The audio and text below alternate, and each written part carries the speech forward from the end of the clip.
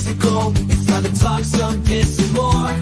We gonna talk about it all. DVD, CD, UHD, VHS, books, Blu-ray. Who knows, maybe you'll even see a laser disc today. Let's get physical. We wanna talk some physical media. Movies and TV, music and more. Come check out what we have in store. This is a media house stream. It's time for some physical media on FanZcene. I know it was like really popular because it like won some Oscars and whatever, but Jimmy does that. It's got the Mighty Ducks guy. Got that guy. No! Yes, but no! He's not the Mighty Ducks guy! It's Emilio Estevez! For the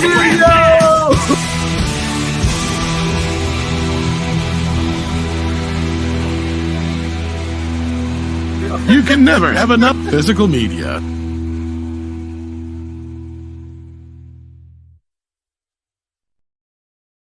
It is the importance of existence physical media is. There you go. Welcome. Late on the draw. Sorry about They don't call him Quick Draw McGraw for nothing. that. Slow draw, McGraw. Slow Draw McGraw.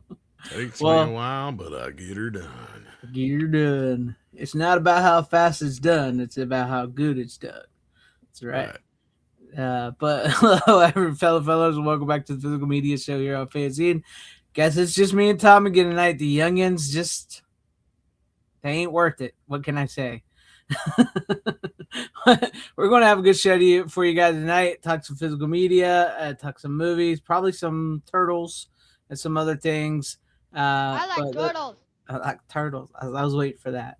But let's go ahead and say hi to the chat and we'll get into it all. Up first, we have FKHC 2005 says first. Well, glad to see you, buddy. Glad to see you in the chat. We have Uncle Remus. He says, where's my 4K Return to Oz in the black hole? I would like to Return to Oz on 4K, to be honest. I would. And the black hole. I don't know. It's Disney. What can I say? But he did have a good idea that I need to think about. He was wondering, like he suggested, what are some movies you would like to see put on Blu-ray or 4K from Warner Brothers before they sell to whoever ends up with it? You know what I mean? It's like, what would you like to see from them that's not on there? I'm thinking about that because, like, Warner Brothers has a lot of their stuff out, but there's also a lot of stuff they don't have out. And I was trying to think of what titles do we want from Warner Brothers before they're sold away? Because I know there's a lot of it is the New Line stuff, which we already sort of got. You know, like the Freddy's and the Critters, and I would like the rest of the House Party movies. I would like Suburban Commando, a Blu-ray. It almost makes me wonder if we're almost better off when and if somebody else does buy them, they do continue to do home media and they do better jobs because, Yeah. They have been sort of slacking lately. Yeah, we'll get into some of that, but yeah. Yeah, we'll get into that. But thank you, Uncle Remus, for that. And what is up, Heather Preston? Hi to you. Glad to see you as well. Hell to you, Style Section. All you teenage mutant ninja physical media maniacs, keep calm. Pizza Dude has got 30 seconds. That's right. And then we got Tim Hayes. He says, I'm going to cook one tonight. There you go. What's up, Tim Hayes? Glad to see you. Hell, Brian Barth. Glad to see you out in the chat. He got his Garbage Pail Kids. Has finally been sent out by Vinegar Syndrome. That is awesome. Glad to see you. Yes, Tom. How's your? I mean, I can't believe that happened to you. Demonetized for now until I get it sorted out, I guess. That is ridiculous. If I get it sorted out. All that AI. See, that's what's worrying about me. That's why I've been debating about my future here on YouTube. I know people don't like hearing that, but it is a debatable thing with everything that's going on. I'm thinking about getting another job. Yeah, I mean, I have, but it's, I mean, at least I have the main channel still, but that's still not going to pay half my bills, right? Right. Yeah. This was a big part of my income, and I've been trying not to let it get to me too much, just hoping that the process will work itself out. I've been getting a lot of support from the community, so that's a plus. Yes, that is a plus. I can't thank all y'all enough for retweeting it and keep it going, because the more you bug them, the more of a chance I have of hearing something. Yep. There's a few things I got to do yet to hopefully get it in motion, but hell, I mean, if I can get ahead of that, that's even better. But yes, sir. Otherwise, it'll be one of those things where I just have to wait to let the process work way through, I guess. Yes. So make sure if you guys follow Tom on the social medias and everything, you tweet that out, tag YouTube, get some eyes on that for him. And let's have a good time tonight. Let's not worry. Let's have a good time tonight and talk physical media. And how do you, Ace Halen? Glad to see you as well. Who else do we got? Am I missing? And what is up, Psycho Not Your Daddy? I always love that name. Glad to see you in the chat. What is up, Ethan Sliger? I hope I said your name right. He's watching Camp Rock 2008. What is up, Doba Fett? Glad to see you. Howdy. Hell to you, Dragonzilla. My good buddy. Glad to see you out there. Hell to you, Clark the Shark. Glad to see you out there as well, too. Always happy to see all you guys in the chat. I really, truly am. You guys make the show, and it's a good time. What is up, Tyrell72? Live long and prosper, as always. My mom told me not to play with super glue. Sorry, I saw that joke today. It made me laugh. What's up? Oh, I already said Double Fat. I already got you.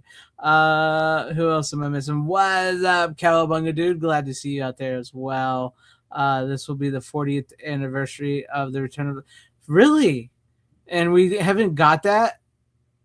I don't give a crap about Wicked. Wicked Disney is don't not. care. Yeah, Disney don't care. Wicked is not Wizard of Oz. It's what do you call it? Fan fiction. That's what Wicked is. Yeah, I don't care about that. But I wouldn't mind Return to Oz.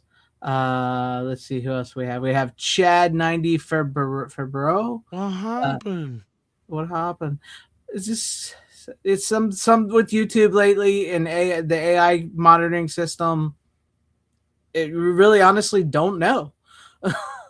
You know, I have my suspicions, but yeah, I think it has to do with an automated thing. Yeah. What is up, Poker Ace 6666? Hell to you. Glad to see you out there in the chat. And I think we are all caught up. But welcome. Make sure you guys tell your friends, your family, your loved ones to join the show tonight and like, share, subscribe, all that good stuff. And we'll get on the physical media train tonight. What do we got up on tap? We're coming soon. Django Unchained is a rumor. Mm-hmm. Ray got its info, so did Somewhere in Time from Kino. Let's see what else was there. There was stuff. I saw the Django and I saw the I see we're getting, speaking of Warner Brothers, it looks like there's going to be some well, this is Universal. I don't know why I said Warner Brothers, but the Woody Woodpecker and Friends Golden Age collection is coming from. Yeah. But I did see some, like, Warner Brothers is releasing, like, Fred and Barney, Fred and Barney show, and stuff like that. I can't remember all of them, but I was trying to find them. Imprint is doing Cross Creek, King David, High Road to China, Target, Hard Country, and Against All Odds. And that might have been from last week already. Yeah, that is, I think. So we're all caught up, I guess. Yeah, that was pretty much it. There wasn't, unless I missed it, there wasn't much else. Just some Warner archive stuff. Red Dust with Clark Gable, Gene Harlow, The Narrow Margin, Manpower, The Verdict, Doris Day. Oh wait, that's the actress. Duh. By the Light of the Silvery Moon, for the first time. I just found all these, like, Warner Archive stuff. The new Fred and Barney show. Did you mention Cabin Fever? No. Is getting a steelbook from Lionsgate. Lionsgate Limited. I don't care about this new Vestron. It's Mystery Team. I was just about to say that one until I went into a sneezing fit. Yeah. Oh yeah. Well, bless you. Thank you. That George Romero Resident Evil, is that one you were talking about last week? George Romero Resident Evil, the Day of the Dead. No, it's called George Romero's Resident Evil. I don't know if I've ever heard of that.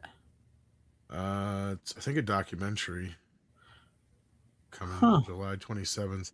George Romero's Resident Evil gives viewers an unprecedented access to tumultuous behind-the-scenes dynamics, creative tensions, and ultimately the poignant demise of his envisioned film, revealing Romero's unique perspective. This documentary shows the intricacies of his creative process, undisclosed facts of the script, and his struggles with the corporate elements overseeing the project. So evidently he was going to make Resident Evil at one point. I think I remember that, but I didn't know they made a I did not know they made a documentary about it. I did not. I see thought that. when you said something about a documentary, then maybe that was the one you were talking about, but I guess not. Did I mention a documentary? Or maybe it was somebody else you mentioned last week. I don't know. Last week was like a month ago, so I know, right? And you were sick last week, so yeah, I was sick last week. I think we covered pretty much everything, though. It looks Yeah, like I think from what that I've seen. that was it. And I did say good evening to Davina Duckworth. Good as evening. well. Good evening, and good evening, Danny Hooley. But yeah, I think that was it. There was nothing big. So yeah, buy your Warner Archive titles, and I know it's a tumultuous time right now. We don't really know if I will say if Netflix gets its hand a hold of Warner Brothers, physical media will be gone in like 5 years, if not sooner, depending on what they do, because it's just not going to be sustainable for other studios. Boutique labels will probably stick around though for a bit, but it's going to be harder for them to get things licensed to make. So it all depends on what happens. It could be a strange time. We'll have to wait to see what happens. Yeah, if it even goes through. If it goes through, there's so much about it. But anyways, let's get into it. Tom, you got a little more than me. You got like 2 more than me. So do you want to go? You want to go ahead? Sure, and go I can first? start. I mean, 'tis the season, right? Yes. So it's that holiday season again. That time of the year.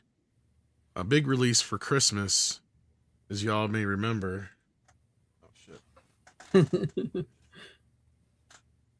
Is the cinematic classic, Christmas classic, The Exorcist.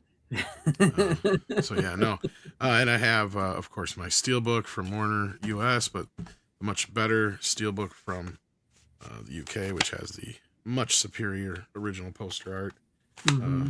And of course I have a DVD here somewhere too. Oh shit.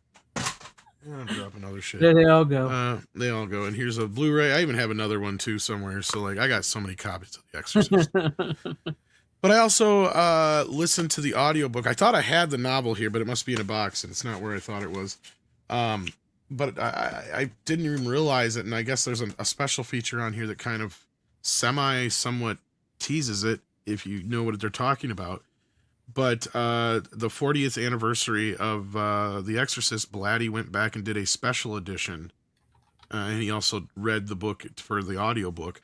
So I listened to that as well, and he did change a few things in the book, tightened up some things, added a scene or two here and there, I guess. But overall, I mean, I guess it was really minimal changes. But now finally, I mean, I had read the book years and years ago, and I didn't remember hardly any of it, and I can see why, because it's one of those few rare occasions where the adaptation is almost perfect. Right. Like Friedkin made sure that every important thing got in here, all the stuff that was fat was trimmed away, and unnecessary, stuff was gone, which there isn't a bunch. There isn't a whole lot of extraneous stuff. So, so listening to that, and I also have the audio book for Friedkin's, that I talked about last week, of course, with French Connection. And of course, now this time I went through The Exorcist, and there wasn't a whole lot in there that I learned that I didn't already know, a few little bits and pieces. But probably the biggest thing that I learned was I finally learned who was the actor that had the part of Karras before Miller. Oh, really? And that was an interesting story, because that story's been told before, but Friedkin has never said, at least on the DVDs or any documentaries that I know of, who the other actor was, because they had to pay him. It was Stacy Keach, I guess. Really? Yeah. I could almost see that. Yeah, like he had the part, and Miller was like, because I don't remember, because he had gone to see Jason Miller at a play, and I don't remember if he initially wanted to offer him the role of Karras or not. I'm trying to remember how the series event went. I think he did, but he was so busy he never got to read it, and they ended up in the interim giving the part to Keach. He actually signed a pay-for-play deal. And then Miller had gotten back to Friedkin finally. He's like, I finally read the book, and he's like, I'm Karras. He's like, oh, that's great, but we already have the part filled. He's like, no. You got to see me. You got to let me audition. I am Karras. You don't understand. I am this role. And he's like, that's great, but I already filled the role. I can't hire you. we'd have to pay this other guy off. We'd have to pay Keish off to do this. He's like, no. Let me come down and audition for you. Let me see you, all this kind of business. So he came down, and of course, history. Miller ended up getting the role, and they ended up having to pay Stacy Keish off to out of his contract. So, no, but I mean, the movie was just listening to how it came together and everything, and being that it was really kind of Friedkin's, technically, I think his 4th or 5th movie, but his 2nd actual studio picture. Right. It was kind of crazy to hear how he got through this and how good The Exorcist became. And he even talks about how, it was kind of like almost too much for him to do The French Connection and The Exorcist, boom, boom, back to back like that. Right. And then the expectations going forward for him. But yeah, no, it's a classic. I watch it quite often, at least once a year, if not more, as you guys can tell, as much as I bring it on here. So, hey, that's why we buy them, right? I mean, I know maybe the audience, whatever, but that's why we buy our movies, is to rewatch them over and over, especially our favorites. That's why I'm always saying buy your favorites. That way you can watch them over and over whenever you want. But no, that's great. Did you ever watch that Shudder documentary about that from The Exorcist? I don't think I have yet. I should check that one out. I forgot all about that. Yeah, I was curious about that one. I haven't never watched it. Is that the one more about the curses? No, it's all by itself. Oh, okay. I'll have to check that out. No, I didn't know that they did a documentary like that. I know they had there was one you show that bought was it. about. You bought it. Did I? Yeah, you bought it. Remember I talked about it one night here? Oh, that's right. I think it's just an interview with Friedkin. That's all it is. Oh, really. okay. I was just curious. It's like I haven't got a chance to really check. I forgot all about it now that you reminded me. Yeah. Totally. I should have watched that for this. You're right. I totally spaced that out. Dirt. Well, maybe I'll watch that for next week. There you go. I was just kind of curious about it because I was thinking about. I totally fucking just completely forgot about it till you just reminded me about it. And I remember I started watching it, and I think I was like, oh, I thought this was going to be like a documentary, and it was just basically like this interview thing. Oh yeah. Breitbart wants to know about what do you think? He does talk about that in his book. Okay, so here's what happened according to him. Mm-hmm. They did they did the movie. They tried to do some audio business with her voice. Mercedes. No. The original girl. I just forgot her name. Oh, yeah. Reagan. Who the fuck played her? Linda Blair. They tried to do some stuff by manipulating Linda Blair's voice, but Friedkin was like, all it sounds like is somebody manipulated Linda Blair's voice. Mm-hmm. So he's like, we got to have a deeper, bassier voice to this. And they tried a guy's voice, and it was just like, it just wasn't working. Mm-hmm. And they're like, all right, I think I know who I want if she's still alive. And he remembered Mercedes McCambridge from back in the day and all this stuff that she's done. He just remembered she had this great, deep voice that could almost be like unisex, right? Mm-hmm. Especially like back in the day when the ladies smoked a lot. You had a lot of those ladies with the very deep, deep voices. Darling, come over here. Yeah, I mean, basically what Jessica Rabbit was emulating with Kathleen Turner's voice, right? So anyhow, that being said, that smoky, literally smoky kind of damsel voice, but it could be construed as possibly even male at some points. So they found her, brought her in. She had to finish up a play, but she came in and she's like, I can do what you want me to do, but I haven't smoked in 30 years. And I'm going to have to smoke to be able to do that. And I haven't drank in, I can't remember how many years, like 10, 15 years. And she's like, and I'm in AA. So that's another thing. I'm going to have my AA sponsor here. And I'm going to end up having to drink some too. And she ended up gargling like raw eggs and drinking them and on some other shit. Mm-hmm. And she insisted on being bound. So, so like they literally tied her to a chair. And like when she's like screaming and stuff like that, she had Friedkin like tighten the straps and shit. So she was like all in on this shit. So as she got going though, because she was mimicking Linda Blair's performance. And the beauty of the DVD that I have here, and this is, as far as I know, it might be on the Blu-rays too. I think it is. I think it's on the Blu-rays too. Might even be on the 4K. But like the beauty of it is on the theatrical cut, there's a William Peter Blatty commentary for like a half of the movie, and then he quits talking. And then what it does is it switches over to Linda Blair doing the vocals and then Mercedes doing her version. Right. with a few different takes. So you hear both takes on it. So it's really kind of interesting to hear Mercedes just kind of basically do Linda Blair's performance, Right. but it's her voice, but she's just mimicking that performance. And the reason I bring that up is because after the session, when it was all said and done, because I did it for like 4 days, and it took her to do all just the little bit of voiceover she had to do. Mm-hmm. And after it was all said and done, after, you know, watching the movie, the scenes specifically over and over again and listening to Linda Blair's performance and then doing it herself, she said, "I want you to do me one favor, William." And he's like, "Of course, anything." And she's like, "I don't want credit." He's like, "What do you mean? You did a great job and you put a lot of work into this. I think you deserve credit, at least a screen credit." And she's like, "I know you'll try to give me one, and I don't want you to do it, whatever you do, because it will take away from that girl's performance, and Linda Blair deserves recognition for it." And that's important because later down the road, there was some question as to who deserved recognition for The Exorcist, and The Exorcist got snubbed out of a lot of Oscars for a lot of various political reasons. And I don't mean like a current day politics. I mean, Yeah, like, I know what you mean. there was people who thought William Friedkin shouldn't win twice in a row, and this new kid just coming in is, what the hell is this? He should be we need to give does this sound familiar? We need to give the award to a lesser film, a film that didn't have so much success already. Mm-hmm. That was the kind of excuses they were tossing around. And then you had between the stand-in / stunt girl and Mercedes, who all of a sudden, because of the sudden success of the movie, in my opinion, wanted credit. Yeah. Those two things brought into question Linda Blair's performance, and she did not get nominated. And if you listen to that girl's audio compared to Mercedes, she deserved that fucking award. Right. Linda Blair put in the performance of a lifetime for a 12-year-old girl. Mm-hmm. Because what you hear Mercedes do, she's just literally mimicking Linda Blair.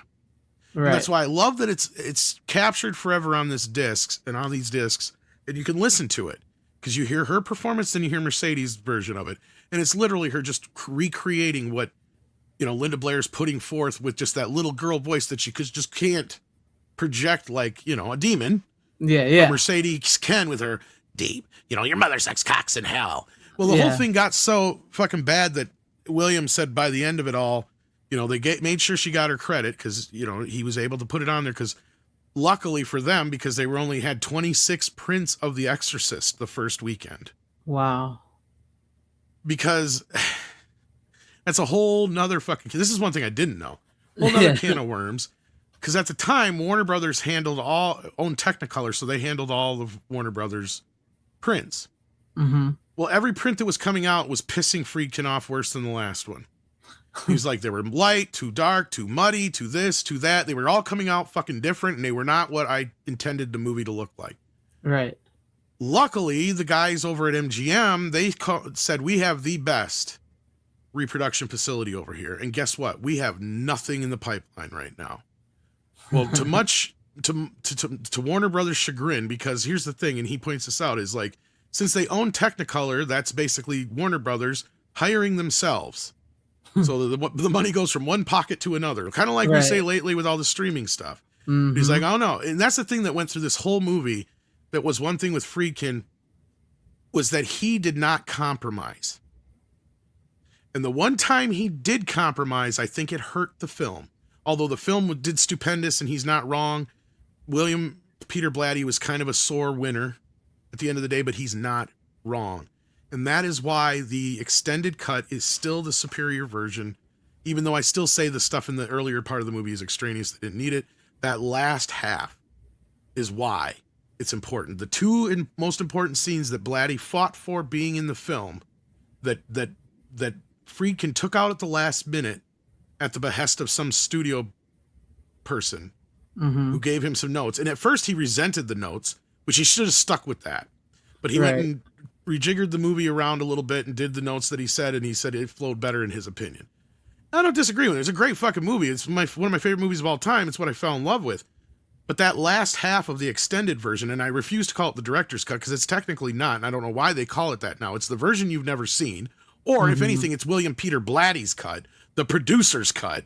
It is not the director's cut. And William Friedkin flat out says that every time that that's not his cut. His cut is the theatrical cut. Right. As far as he's concerned, you don't need all that other stuff. He wants it left ambiguous. Because as far as he's concerned, you take away from The Exorcist what you bring to it. And William Peter Blatty, on the other hand, he's like, I don't like the idea that anybody could walk away from this movie thinking that the devil won. That bothers me. And not only that, you took out the heart and soul of the story. And he is true with and correct with this. When when they have the break in the exorcism, that doesn't quite work in the theatrical cut. Well, now that I see it without it, with it in there, it works perfectly. It's like, this is supposed to be there. It makes sense for it to be there because you have that moment, because the whole movie is not about the girl, right? And this is the moment that Karras is told this by Marin when he's told it's not about her. It's about us. It's about showing us how it's trying to make us think that God couldn't exist because how could he let this happen to this little girl? And it's not because of what's happening to the little girl. It's this demon is going after Karras. He's testing Karras because he found a priest whose faith had been shaken.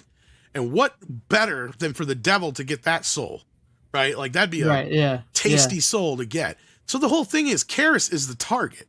It's not Regan. And the reader knows this in the book, but in the film, not everything is laid out as plain as it is in the book.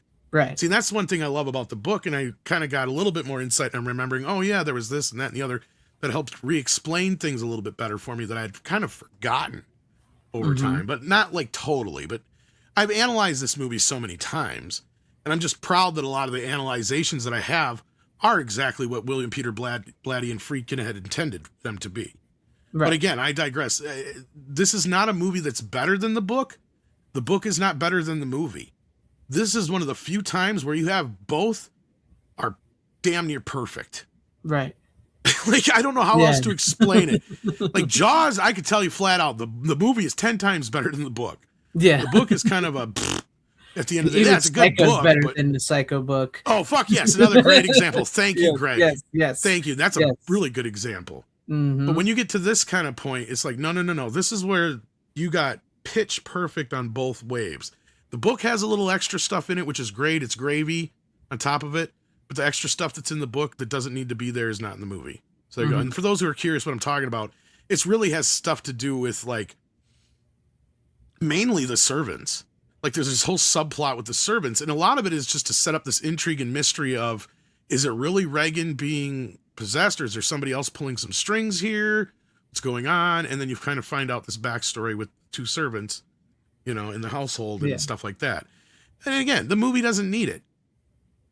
The focal point of the movie is there, and William Friedkin actually added a few things, and I think that's some of the stuff that Peter added into the book, because there was one of the tests, echo something-ogram that they do in the movie that's not in the original book that he added to the book, because that was something that Friedkin had asked Peter Blatty if he was aware of, and Blatty's like, no, I'm not, and he explained the procedure, and he's like, that's got to be in the movie. And that is one of the worst scenes in the movie. That's a scene where they stick the thing down in her throat or in her neck and all that business. And, like Friedkin even said that, he goes, of all the shit in the movie, the girl's head spinning around, the puke, all that business, none of that really affected some of the grown men in the audience. But that scene where she has that test done, I've seen grown men squirm, leave the room. It's a pretty rough scene. So... it's not wrong. He's not wrong. That I don't know. There's something about an that. Ectogram, I think it's called. An ectogram, yeah.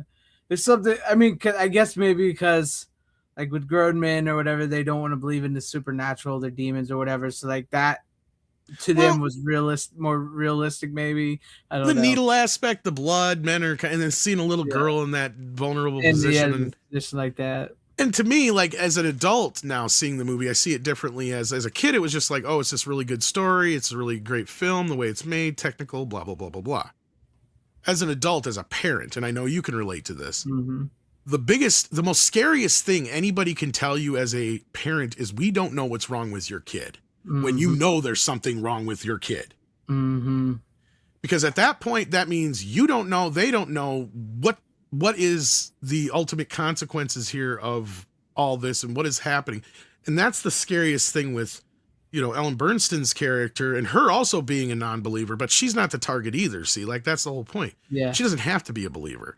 She sees enough throughout this to become one by the point where she's begging Karis for the exorcism, right? Because Karis is just feeding her full of the same bullshit she's been hearing for the last few months, right? Like, and that's another thing that you guys got to remember. Like the book does a better job, I guess, a little bit of kind of giving you the idea that this is taking a long time to happen.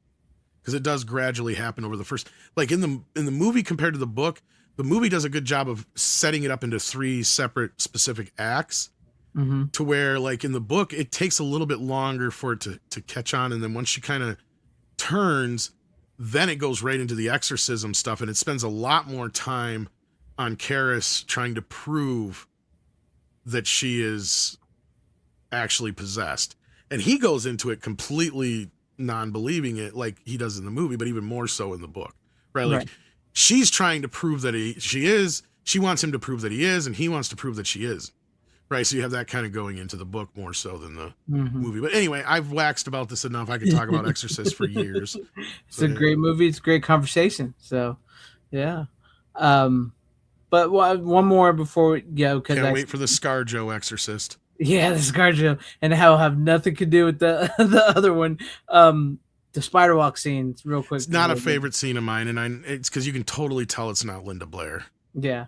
What do you think about the ScarJo? Go ahead, go finish. It works in the book because of where it is. In the movie, I never really missed it. And that's where I say, like, if I had my perfect version of the film, it would be the first half of the movie cut midway to the then put the extended cut on, because like all that earlier stuff, the spider walk, basically from that point on, that's where I would cut into the old movie. I'd cut after that. I don't think you need it. You got enough between her pissing on the floor, the shit flying around the room, the furniture moving, the crucifix scene. If anything, it takes away from the crucifix scene, because that scene is the moment where everybody's like, okay, something is wrong with this little girl. Yeah. And it's not just normal. It's not just she's sick. It's not just she's acting up. This girl is fucking possessed. Yeah. And that's where the audience finally goes, okay, yes, she is possessed. Yeah. She's literally stabbing herself with a fucking crucifix. It's it is. Yeah, it is so much more than the spider walk. And when you think about it more so, she's actually masturbating with it. It's in the book, it's a little bit more graphic, but like, that's the other thing that I found funny about this book. For years, Friedkin, Blair, everybody involved with the movie swore up and down that Linda had no idea what she was doing the way that they shot it. He talks about the first meeting with Linda Blair at the age of 12. And he goes, do you read the script, right? Because she had said something. I can't remember what he said. And she goes, yeah. And he goes, so tell me what the story's about. And she goes, it's about this little girl named Regan.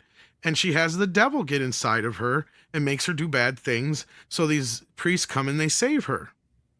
He goes, okay, can you explain the bad things that Regan does? Oh, sure. She hits her mom and she says very bad things. And she masturbates with a cross, and and she goes and he stops her. He goes, so do you know what that means, Regan? Or Linda? And she goes, oh yeah, masturbation. That's like jerking off. And he goes, wait, so you know what that is? So you've done that before? And she's like, oh yeah, doesn't everybody?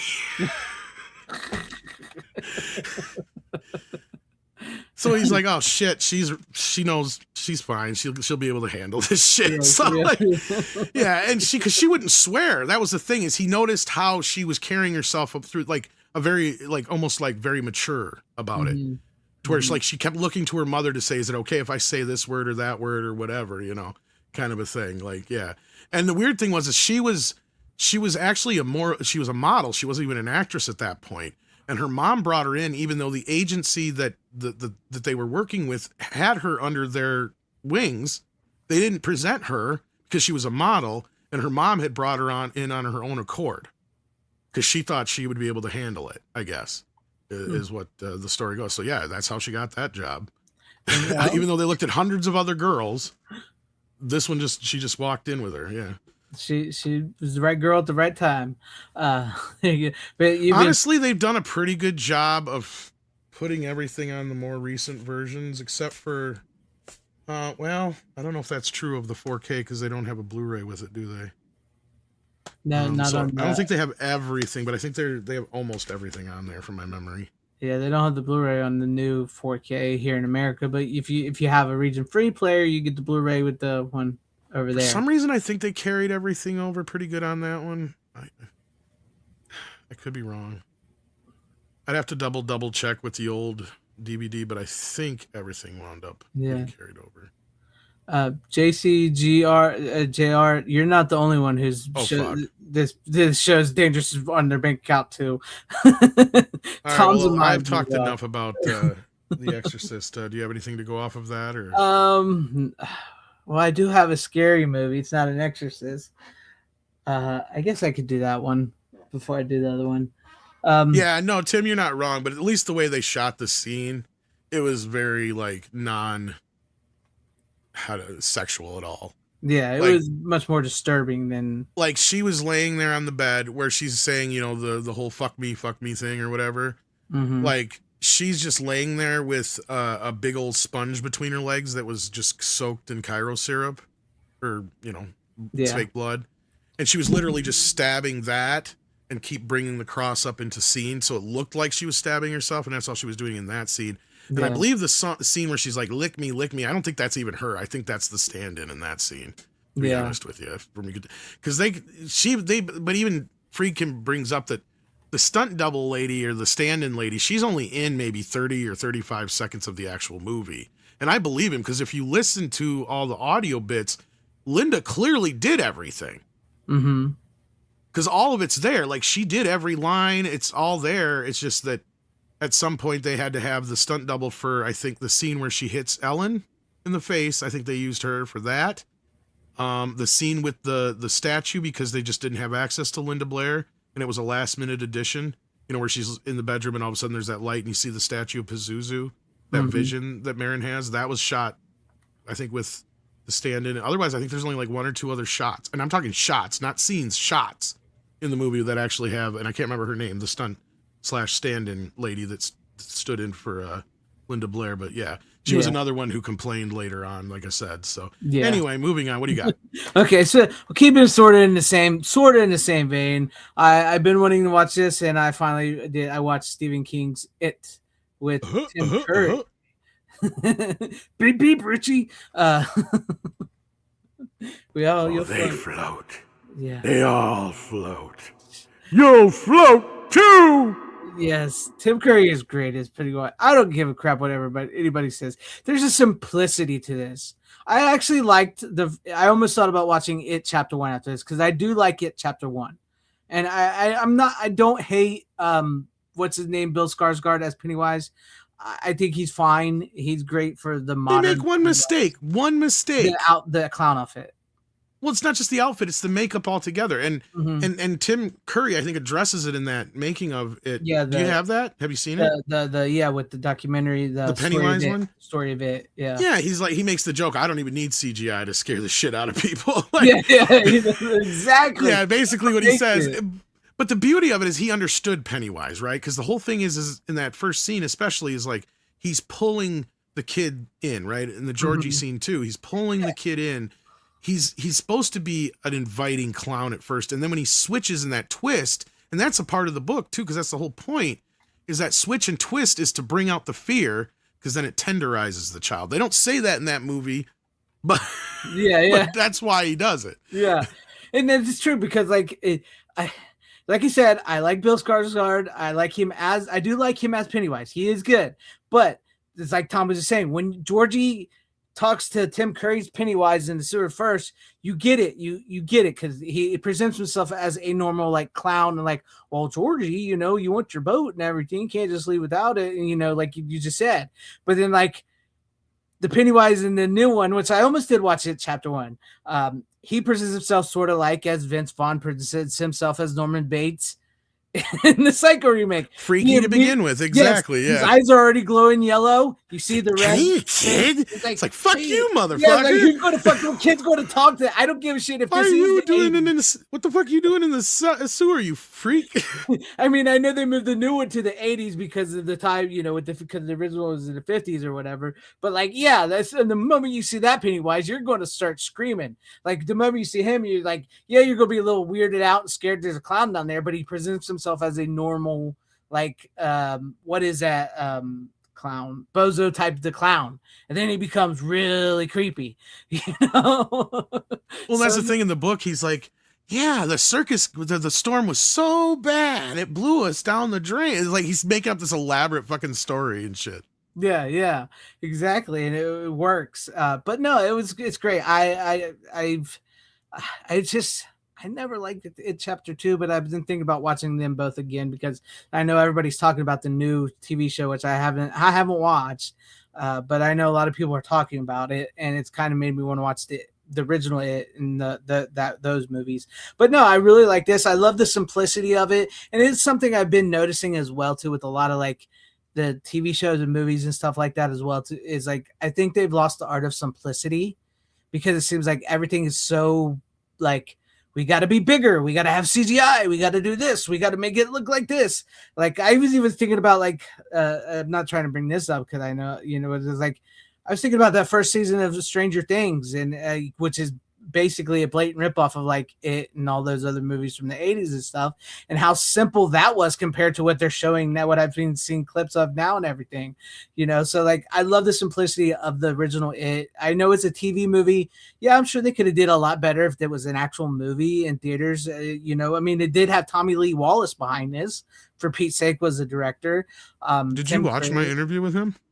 I don't think I still have watched that one yet. I don't think I've watched that one yet.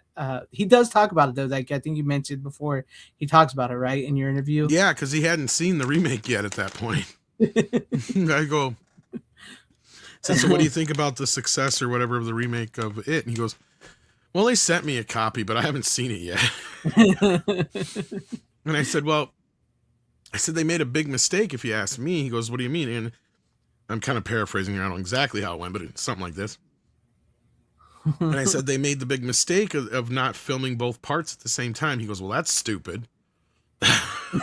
It is. He goes, because the first thing I did was make sure I got those kids in there and got their stuff shot right away. Because he goes, the last thing I needed is for one of those kids to show up the next day a foot taller and their voice 10 tones deeper. Exactly. And that's exactly what happens in It too, is every one of those kids, you can tell, is like 2-3 years older now.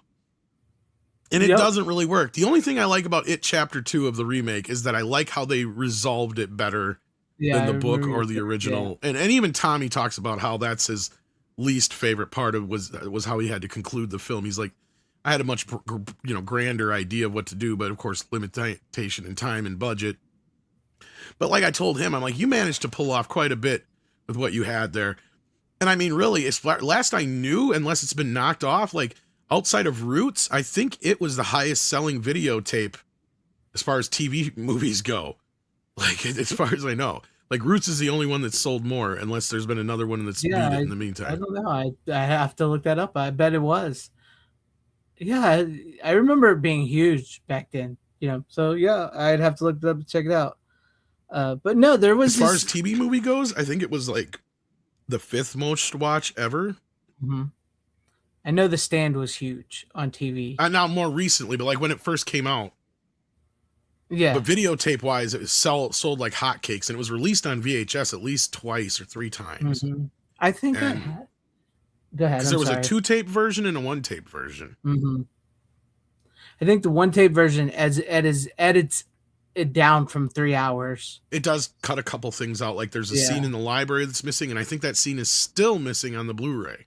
Yes, that's what Media Archive Mike was just talking about. He's like the original 2-disc VHS and the Laserdisc has the original format of the miniseries. Yeah, so then when they cut it down, they took that bit, and I think this is basically the quote unquote syndicated version is what we have now. Yeah. Well, speaking of which, Uncle Remus asked, "What would you like?" I would like this version of it, the original full version of it, both miniseries, on an actual, 4K Do it in or better 4K, Blu-ray. exactly, in its time. Yes, before the sale or whatever you know. But yes, this I love this. The cast is great. It's fun to see like Seth Green when he was young, and he's actually kind of taller than some of the kids, so that's interesting to see because he's like shorter than everybody now. And no, it's got a great cast of kids. It's got the great the great TV actors of the time were the grown-up cards. You got John Boy as Bill, you got John Ritter as the fat kid, you got Harry what's his name, Harry from Night Court. Harry Anderson from Night Court playing Richie, which is incredible. Annette O'Toole is great as Beverly. It's got such a great cast to it. And Tim Curry, like I said, Tim Curry is still the GOAT as Pennywise for me. He understood the assignment of who this clown was, who this alien being was, and how he was supposed to lure people, how he feeds on their fear and everything. And you can't just come at him full-blown psycho out the gate. Not that Bill Skarsgård's bad. Like I said, not that he's bad. He's pretty good at the creepiness and being scary as Pennywise, but also you have to present yourself like Tim Curry did, where he's like sort of trustworthy at first, and then he becomes very menacing and everything. But no, it was great. I hadn't seen that in a while, and I was wanting to watch it. And maybe or maybe not, depends on the mood. It is Christmas time, and I have actually watched some Christmas movies which I didn't bring because I think I brought them on not too long ago. But it's within a year, so I guess I could bring them on. But no, I was watching that, and I was thinking about maybe watching it chapter 1. So we'll see. I'll see if I get to that or not. But yeah, I love this miniseries. It is a great miniseries. It is one of the best adaptations. Once again, like you were just talking about books, I think it is a very hard book to adapt, specifically because of so much that is in it and that one specific scene in it that everybody has, you know what I'm talking about. Yeah, there's a few actually. There's a few things in it. So it is a very hard book to adapt. But I think this miniseries and some of the stuff in chapter 1 was adapted very well. Let's put it that way. Yeah. But no, like Tim Curry's the GOAT as Pennywise. It's good. It's just a fun. I guess it's not really fun because it is a scary movie and it's sad and a lot of people die. But it's a good movie it's a good to watch. So I've always enjoyed it. It's very well done. It's very well done. And Tommy Lee Wallace is a really good, competent director to do that. So yeah. But I did see some people on the chat say that Welcome to Derry was all right, a little bloated, maybe over-explained to some stuff. I know that's what they were going for, right? Or something like they were going like digging into the past. I tried. The universe. I remember you said that, which doesn't give me hope. So it just wasn't for me. That's okay. Yeah. It might got better, but I didn't like the remake enough to care. So yeah, I only really like chapter 1. So what's up, Funky? Glad to see you here. He's new here, so glad to have you. It's approximately 3,000. All right, you're always physical media lovers like that are always welcome here. Always welcome here. Yeah, Graveyard Shift is great. I love that movie. I think you brought that on not too long ago, didn't you? Yeah, because it's got the new 4K or whatever. Yep. So yes, Graveyard. That's a fun one. Great. That was one that, like, the novel is only like a couple pages long, like the novella or whatever. Like, it's part of one of the collections. So the movie did a really good job of expanding on that one. Yeah. That one's one I really liked. Yeah. Yeah, it's good. It's good. But no, yeah. The Stand, the old one's not bad. No, yeah, I love the original Stand. And we're supposed to be getting another one, which we don't need at all. Well, that's what happens when you put Ezra Miller and Amber Turd in your fucking movie. Yeah, yeah, and you change everything. I know. Hey, if you're a fan of Stephen King, that's fine. Whatever. They need to stop going to Stephen King to get his permission for these movies because he always keeps coming in and changing the endings. It's like his new thing now. Even like I've even heard with the Dairy thing, like he came in and changed things of the story for that show. So you stop going to him. All right. He's not the same Stephen King that was coked up writing these stories back in the day, right? No. So he's changing them for the worst. I'm sorry, he is. and you shouldn't have let him come in. You already had Ezra Miller, like Tom said, Ezra Miller and Amber Turd in your remake of The Stand. You changed a lot of things of The Stand. It came out in the COVID era, the biggest woke era as well. You don't bring Stephen King in to change the ending of that. You were never going to win. So stop bringing him in. Please stop bringing him in. But I would like, that is Uncle Remus. I would like a new 4K of The Stand in the original miniseries format, uncut. That would be great. With I mean, the story of it is a great documentary, which is great. You could add that on there if you can. I know they did it with the I was gonna say, I think I got it pretty cheap. Yeah, it's pretty cheap. It's only like $12, I think. So, Yeah. 16 or $12. But like I know with the Fright Night, they did the Fright Night documentary that same people made. They put that on the Blu-ray disc for the 4K. So you could add that to the 4K Blu-ray if you can. I don't know how that would work if you could or not, but I would love to see that and lots of behind the scenes stuff and everything. That would be great. That'd be a great addition to the collection. But yeah, that's what I had. I watched it, and so yeah, it's a great movie. Great cast. All right. Well, we'll go to you, Tom, if you're ready for another pick. Sure. You can do 2 in a row now if you want, because I only got 2 left. I go off of that. Well, a story about growing up in the world, facing an adversary. I guess there's a connection here with this movie, The Breakfast Club, and I got the there you go. 4K. Yeah. Finally from. Nice. Which one's the 4K? They look exactly the same. No. Damn it, Criterion.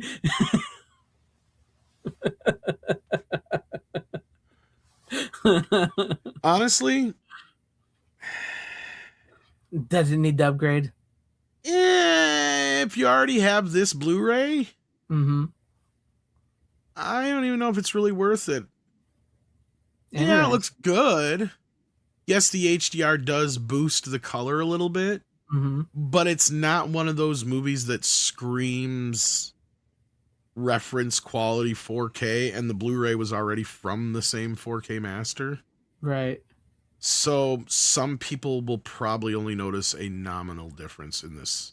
But now if you only have the older Blu-ray from Universal and you haven't picked up this Criterion Blu-ray yet, I recommend getting the 4K.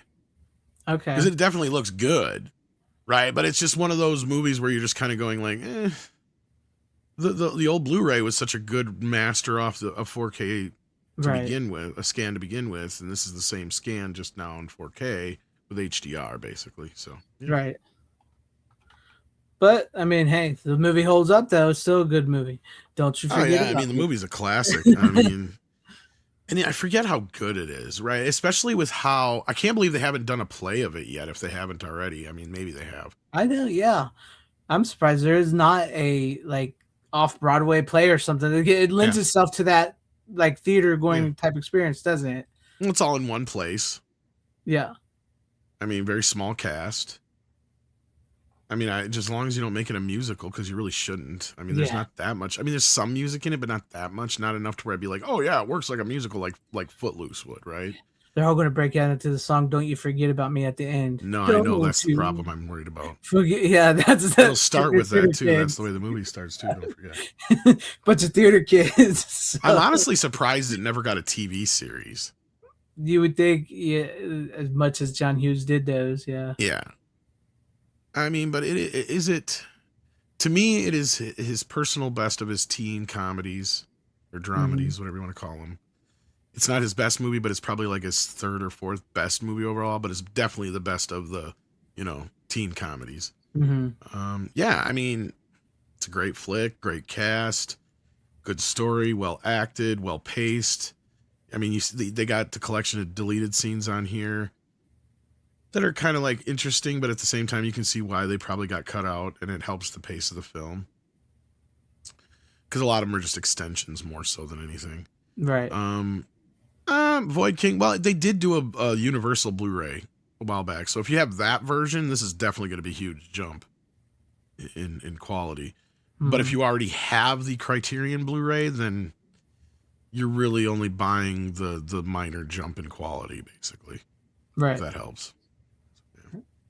So if you can, go ahead and get the 4K, but if you already have the Blu-ray Criterion, might as well just stick with that. Well, and I waited for it to go on the 50% off sale.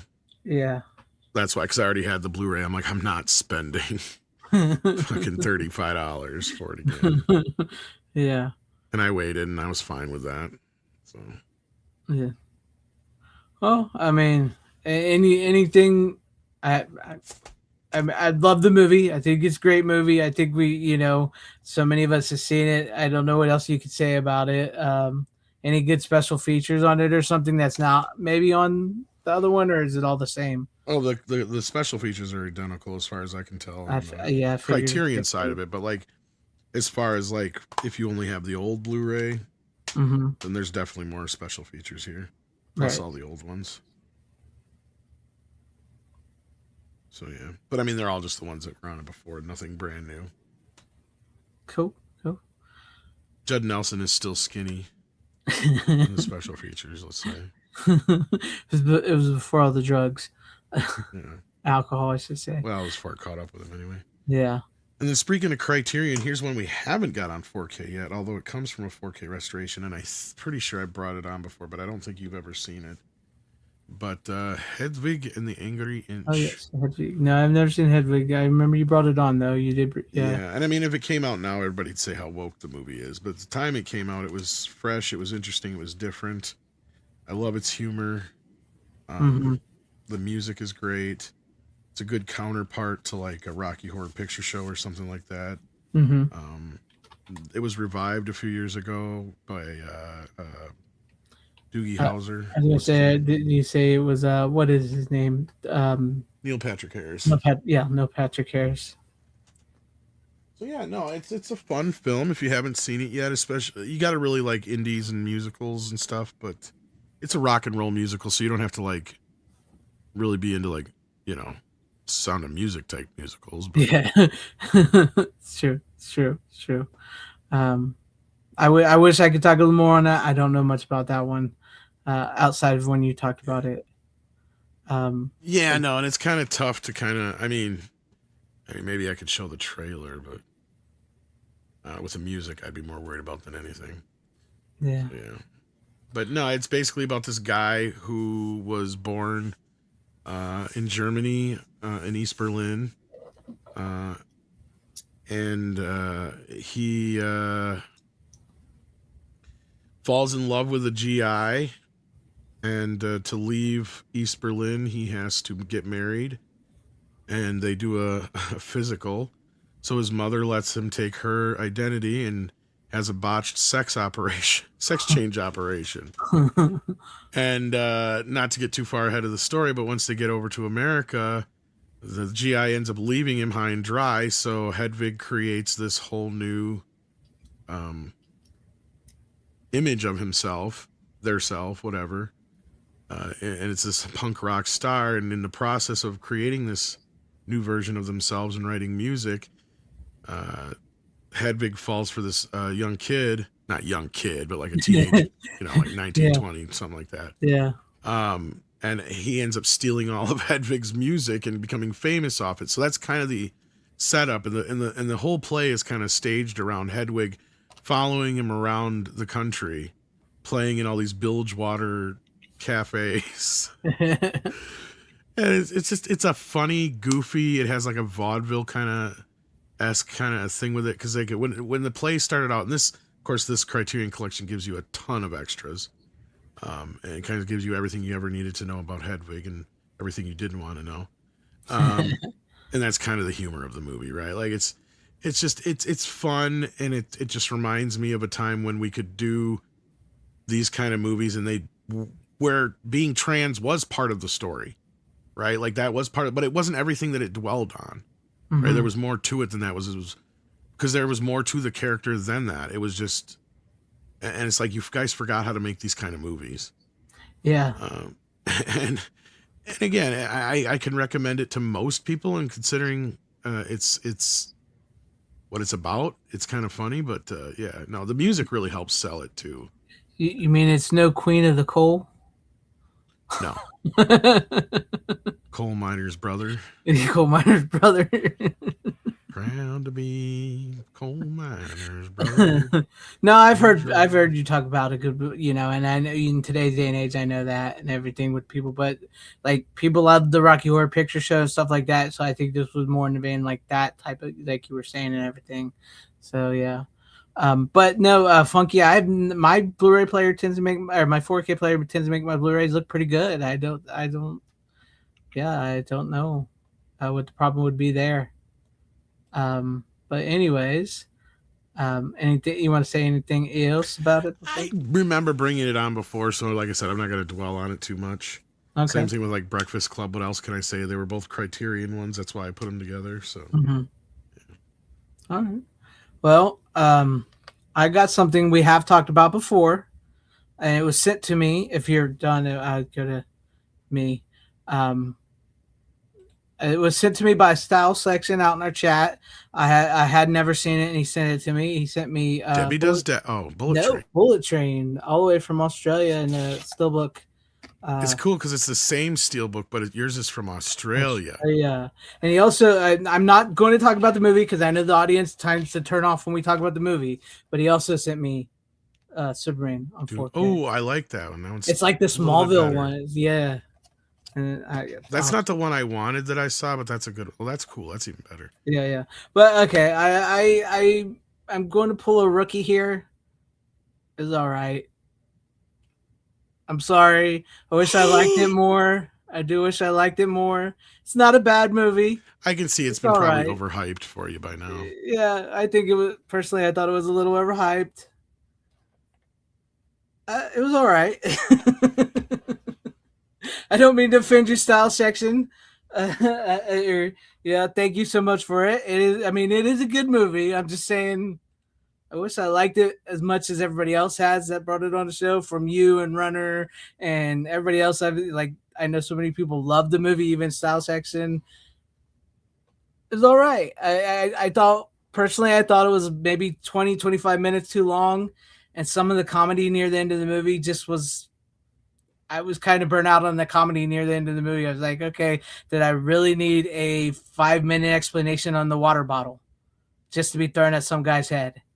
And when it's like, when you finally get White Death and the family, the Chinese family and all that there, and they're trying to take revenge and all that, and it's like they're still cracking jokes and everything. I'm just like, all right, I'm kind of done with the comedy now. I wanted this to get a little more serious at the moment. Other than that, I thought it was fun. It had great action scenes. It was funny in the beginning. I like that part. Some of the stuff. I like the stuff like with the I liked some of the comedy, but some of the comedy was just too much for me near the end. And I was digging it up, and then like it kind of just like, okay, this movie should have been like an hour and 40 minutes at most. But I don't know. I don't know. I don't know what else to say about it. Yeah.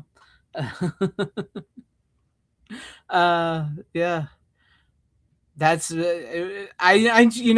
really upset me though is like I really enjoyed Aaron Taylor Johnson's character in the movie of Tangerine, and I thought they did him dirty. The way they killed him off in the movie, and because like I don't know. I don't know. I wish he would have died a different way or something. I didn't much care for his brother, and anyways, I don't know. I don't know. There you guys have it. Yeah, I don't know what else I could say about it. No, I thought Pitt was fine. I mean, it was definitely something, like after Cliff Booth and everything, he was fine and everything. I don't know. I know I'm sounding like a rookie here. I don't know what to do here because like, and I'm not trying to. Is this a sex thing? No. I mean, I thought it was pretty cool and funny the way they did. Speaking of which, Bad Bunny, who's in the movie, who's doing the halftime. I thought that was kind of funny how they treated his character. I thought that was interesting because they like did this whole backstory with him, which I thought really worked, which was way better than the water bottle. But when they do his whole backstory, show you how badass he is and everything, and he shows up and then like Brad Pitt killed him. Like that, I thought that was pretty cool actually, because it was like, okay, I can get into this, and then it kind of just started to drag a little bit with the comedy. That was like my biggest issue. It was like the comedy, and I felt when like they needed to get serious, they didn't get serious enough at the right moments at the right time, and it was about 20-25 minutes too long. Anyways, but yeah, what's up? What do we got? What do you want to do? Look, I didn't hate. feelings do not reflect the feelings of this channel. I'm trying to help you here. No, I can see where you're coming from. I mean, I guess to me, it's I just dug it, but I can agree. Like the whole water bottle bit, like those are kind of things that we're getting to the point where it's like, oh, okay, we've seen these kind of things a few dozen times in movies already, and yeah. You're not wrong. The movie doesn't quite take itself real seriously at any given point, which is fine too. I mean, even though it's predicated on some pretty serious shit. Oh yeah, very much. Yeah. But that being said, no, it's a fair assessment. To me, I guess, and honestly, if movies were better, I don't know if I'd have liked it as much as I did, but it's like it was one of the better movies of this last year or whatever it was when it came out. So like, it's not a bad movie by any stretch of the means. Not a bad but movie. I'm all for making movies shorter, so I can agree with you on that. Yeah. No, I don't think it's a bad movie by any stretch of the means. I just kind of wish I would have liked it as much as everybody else did. I kind of feel bad about that. I do appreciate the style section. Don't get me wrong. I don't think I went Diesel. I don't think I went full Diesel. You know, You want Diesel? Yeah, Diesel. I just kind of did not like it. I thought they kind of wasted. See, that was another thing. Is like when he gets killed, or you think spoilers, when you think he gets killed, and then the way Aaron Taylor Johnson, his brother, the way he reacts, and the flashback he has and everything, you really feel it, and you feel like this is a motivating moment in the movie. And then then Aaron Taylor Johnson gets killed, and then you find out his brother's alive, and his brother doesn't seem to have the same. Like, yeah, he is upset at his brother's dead, and he goes sits by him, and he kind of screams a little bit. But like, I didn't feel like they had. I don't know. I didn't feel like the one cared as much as the other for the. I don't know. It's just that kind of like irked me a little bit. But other than, I mean, he did sort of get his revenge in the end with the tangerines and everything. And I thought that girl was she got what she deserved in it and everything. So it all worked out. It all worked out and everything. It's just I kind of wish I would have liked it a little more. And like I said, like I'm saying, it's not a bad movie. It is actually a good movie. It is a good, solid movie. It's just I wanted a little something different near towards the end of the movie. That's all.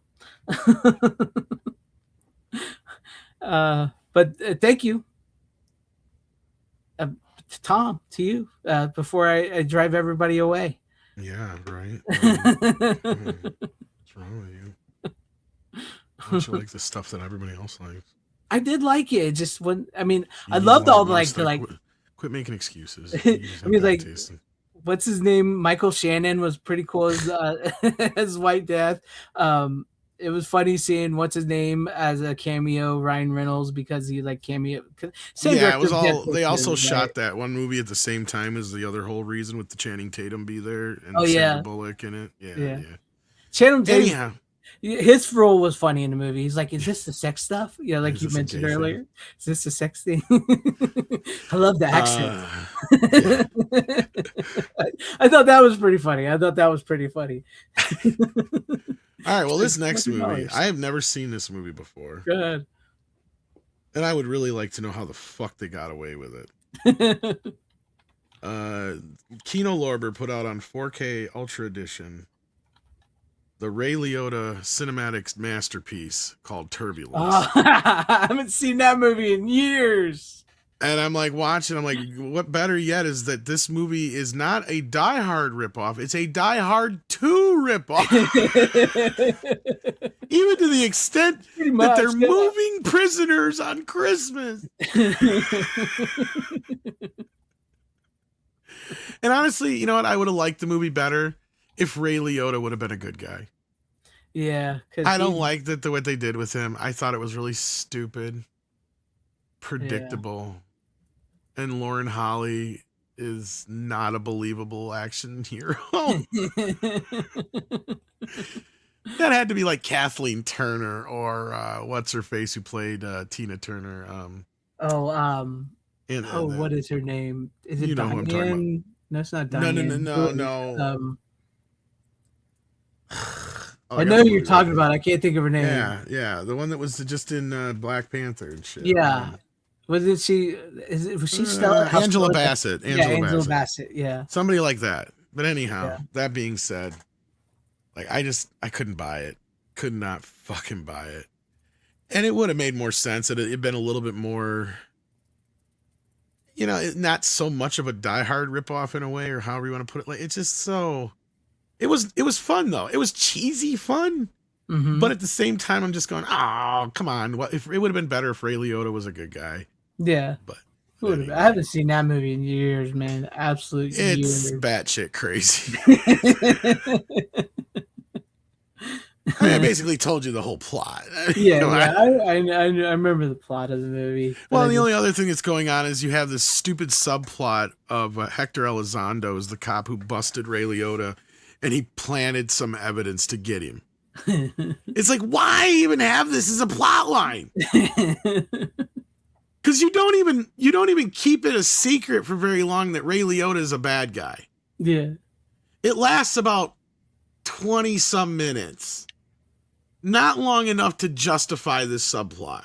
And if you're going to introduce a plot like this to the audience, you fucking make it true.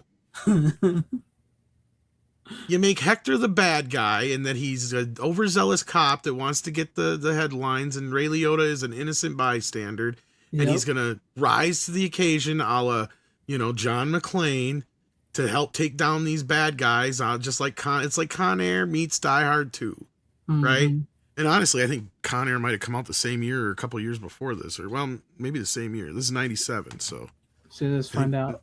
I think it was 97 when Con Air came out. Con Air came out in 97, yeah. I'm going to say, and you can tell it's basically the same fucking plot. No, JR, I do not. Although I think I paid full price for it. Kino is cheap enough that I'm just like, whatever. Yeah. I mean, it's much like the which I was going to buy it, but then I thought about now buying it. Well, Brian, that's what kind of makes. Oh no, sorry. I just want to say that's kind of what would make him being a reluctant hero kind of better. Is like, yeah, he could just take off with the plane and be free, but it makes more sense for him to save the day and risk going back to prison to prove his innocence. Yeah. I mean, that or it took a different twist than I thought it would. I thought, okay, now you've got this plane hostage. You blow up Hector for a minute, but then you completely forget that plot line as soon as we realize that he's a bad guy, right? Because even the movie itself does. Yeah. Because at that point, it should be all about, okay, Ray Liotta isn't a bad guy. He just wants to prove that he's innocent. And the only way he's going to be able to do that is by proving that this other guy's a snake. And he raises enough suspicion by taking this plane hostage by not actually hurting anybody, right? And taking out the other bad guys in the process, where he's like, I could have taken this plane anywhere and I'm going to land it, but I want, I want this guy investigated, That's the climax of your picture after, the moment of will he, won't he, right? He's the reluctant hero. He's done it this far. He can take off from here. He's got enough gas to make it to, whatever country. Is he going to do it, or is he going to bring it down? And of course, this is where you also have where he has either a military background or some background where he can fly a plane. Right. Like, that's the whole, like, did you forget how to write a fucking movie in the 90s or what? You go by the plot, it has to be so by the numbers, man. Come on. It's just this is like a Jason Statham movie waiting to fucking happen if you make it the way I'm saying. That was before his time, though. So, like, I think there was like a string of. I didn't kill that girl. I just want my son back. I think there was a string of these like plane movies. Like, cause you also had Executive Decision with Kurt Russell. There was a few, you had Turbulence, Con Air. Which is funny how a lot of these Yeah. predated 2001 too, right? Like with the Yeah. whole 9/11 thing, and like I said, Die Hard 2 was kind of the start of that. And that one's equally as ridiculous, if not, but this one's a little bit more, I guess. Yeah. At the end of the day. Speaking of, not to bring up this thing, but like I've started. So to Ray Liotta's a passenger 57 who needs to make an executive decision. there you go. Yeah, I forgot Passenger 57 was one of them too as well. Yeah.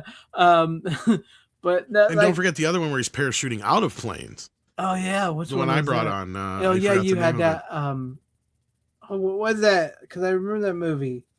Yeah, I can't remember. Drop Zone. Drop Zone. Yeah, I just wanted to say Drop Zone. Yeah, Drop Zone. Yeah, like there was a tons of those back in the day. Honestly, this movie was redone better more recently with Marky Mark. Oh yeah, you were talking about that. Yeah, Flight Risk. Flight Risk. Yeah. Oh, right here it is. Yeah, Flight Risk. Yeah. This is basically the same movie, only better. It really is. It's almost the exact same fucking movie. Terminal velocity. In fact, I think the plot of this movie is what I just said, because I think Topher Grace is basically another prisoner. Or is he? I can't remember if he's a prisoner or a cop. I can't remember. I think he's a prisoner too. But anyhow, yeah, so Flight Risk. Yeah, there you go. Just watch Flight Risk. Just run Flight Risk. The movie looks good. The scan and everything. Yeah. As far as that goes. But I mean, like before we go, because I've been starting to see this float around now, and I think it proves your point, Tom, because so many people ask this time of year, is Die Hard a Christmas movie? Yes. So I've seen this, people start floating this around. He's like, everybody's arguing whether or not Die Hard is a Christmas movie. They forgot that Die Hard 2 is also a Christmas movie. Well, that's my trump card, right? Exactly. And I think keep thinking of you every time I see that. You can say all you want about the first movie, right? We've argued that one to death. Mm-hmm. While everybody ignores the obvious. Why the fuck does Die Hard 2 take place at Christmas if the first one's not a Christmas movie? Because there's no good reason for the second one to take place at Christmas. Yep. And that goes right into Turbulence. Because why the fuck would you move important fucking prisoners on the highest traveled day of the year? Makes no fucking sense. Nobody would ever do that. You're like, oh, we got this war criminal here. Let's move him on Christmas. That's a good idea, Frank. Let's do that. We got no security. All the guys are off for work. We got two of us. and airport security is just gonna be swamped with bullshit. This is perfect. Nothing could go wrong. Exactly. Yes, we did mention executive decision, BH. Yeah, yes, we did. But why would you do that? You wouldn't. I can't think of any. Please, if I'm wrong, somebody tell me where they moved an important fucking prisoner on a holiday like that. Yeah, I don't think I've you ever. You would do it in the middle of the week when nobody else is really traveling. You don't do it on the busiest travel day of the year. No. What's next? I'm gonna start moving on 4th of July. Fuck it. Actually, that would make a little more sense personally. But then again, you think about, well, all the soldiers on the 4th of July and the police officers and all that, maybe you shouldn't move them on that day. That's my point. That's like the third most traveled holiday of the year. Yeah. It's like Christmas, Thanksgiving, and 4th of July, I think, are the three top traveled days of the year. Exactly. And then also, why you got to move Michael Myers on Halloween? Bro, don't you know that is stupid shit, too. Don't even get me started on that. Like, you dumb fuckers. Every Halloween. Like, that at least, okay, that one I'll give a pass because it makes sense. You want to know why? It lines up with when he killed, but it shouldn't be that way. It should line up from when he was convicted. Right. So his actual redo date or whatever would be like fucking, like November. August 6th or some shit. Like, because it would take him a few months to say, motherfucker's crazy. Be like, all right, he cannot stand trial. He will be sent to Haddonfield fucking sanitarium under the care of Dr. Loomis until further notice. No, we're just going to move him on Halloween right through Haddonfield where he killed all them people. Yeah, I don't even know if and that's the other thing. Why would he ever go up for probate? Like, exactly. That wouldn't happen like that. I don't think either. That's the other fucked up part about that. I don't think any, because I think it's pretty much up to Dr. Loomis for him to say, yeah, he's better now, or no, he's not better now. Because we learned that in One Flew Over the Cuckoo's Nest. Yeah. Right? Like, I mean, maybe there's a board now. That could be true. But like at the same time, I'm sitting here thinking, Michael Myers wouldn't be moved. He wouldn't have a chance to go up for parole or any of that bullshit. He wouldn't have gotten sentenced. He would have been found incompetent to stand trial, hence crazy. At which point, he would probably be incarcerated in a sanitarium for the rest of his life. Yeah. It's true. It's true. Let this be a lesson to you, kids. Never move convicted felons, serial killers, or slashing villains on Christmas, the 4th of July, or Halloween. Well, you know what? You're better off not moving them at all. Yeah, just leave them where they are. Leave them in prison or sanitarium. Yeah, just don't fuck with them. Exactly. Yeah, Halloween 4. It's the rainiest night of the year. It's October 30th. Let's just move Michael Myers right out of the again. Like I would give that a pass, and maybe, just maybe, like his court decision was on that day, a year from the day he killed his sister. Sure, whatever. Yeah. At least I'll allow that one to fly, I guess. Because who cares? It's too much to ask of the movie. It's like, fuck it. Die Hard, though. Die Hard. This is why I have a problem with Die Hard 2. Like, I love it for how crazy it is, but it's not a good movie. And nobody's going to be able to argue with me that it is a good movie. You can enjoy it. But Die Hard 2 is the antithesis of Die Hard 1. It is everything bad about action movies. As to where Die Hard is one of the most clever action movies ever made, Die Hard 2 makes all the mistakes that action movies make. It is where John McClane. It does it in a glorious fucking way, don't get me wrong. But yeah, like, it's still fun watch, but it is where John McClane started to become invincible. Exactly. Like, you get it. Like, but don't get me wrong, Die Hard with a Vengeance at least pulls it back in. Regardless of how batshit crazy that one gets by the third act, at least that one feels like, okay, we're back in this world again. This feels like John McClane again. Because I've made this argument that John McClane and his wife would not end up back together. That's another thing that goes against part 2. Not to go off on this tangent about Die Hard, but look at this. The fucking guy didn't go out there for a year. That marriage is dead. And you know, and I know, anything built on this whole big flare up, that's going to they're going to have sex for about a weekend. And then at about 2-3 days later, when John's like, oh, I got to head back to New York. I got shit to do. She's like, oh, fuck, I thought you were staying. No, he would not transfer to California. No. He is a New York cop through and fucking through. Mm-hmm. You want to know how I know that? Because he didn't come out for a fucking year. He had cases, a backlog. He says, yeah, bullshit. Bullshit. That's what he says to the guy on the plane. I know. He didn't come out for any birthdays. He didn't come out for any anniversaries. And that's where he lost his wife. Let's be fucking real. Anybody who's in that's the moment you lost her. You did not come out for that anniversary. The birthdays she'll let go. But you don't acknowledge that shit, you're done. And yeah, they wound up back together for a little bit, but notice how in Die Hard 3 they didn't. Yeah. Because let's be fucking real, it's too tumultuous. She is too self-fucking-centered, he's too self-centered. Mm-hmm. She's not even taking care of the kids. It's true. It's true. I love these people, don't get me wrong, but they are basically the most 1980s/90s fucking couple you could have. Yeah. And John McClane is a beat cop, a detective. He lives the fucking job. Yeah. And that's why I love Die Hard with a Vengeance, because it literally shows him at the bottom of his lowest point. And he's like, and I love how they're like, kick whatever fucking rock over you have to get John McClane in here right now. Yeah. And he's like, you know, and then they're like, why the hell do you want John McClane? He's like 2 or 3 steps away from a full-blown alcoholic. One step. Yeah, like that is and I wanted a show of those fucking guys. You don't even have to have John McClane as part of the show. He just knows. That movie is so great. Anyway, we went off on a fucking tangent. Yeah, from Turbulence. That's because that's how good Die Hard is compared to this movie. And in this movie, I would give only like 1 Die Hard 2. Out of 5 Die Hard 2s. That's not a good rating. It's fun. but I can't recommend it. Ray Liotta's fun in it though. Like he gives a great fucking, over the top performance. If you want to see it for that alone, it's a cocaine fueled performance you don't want to miss.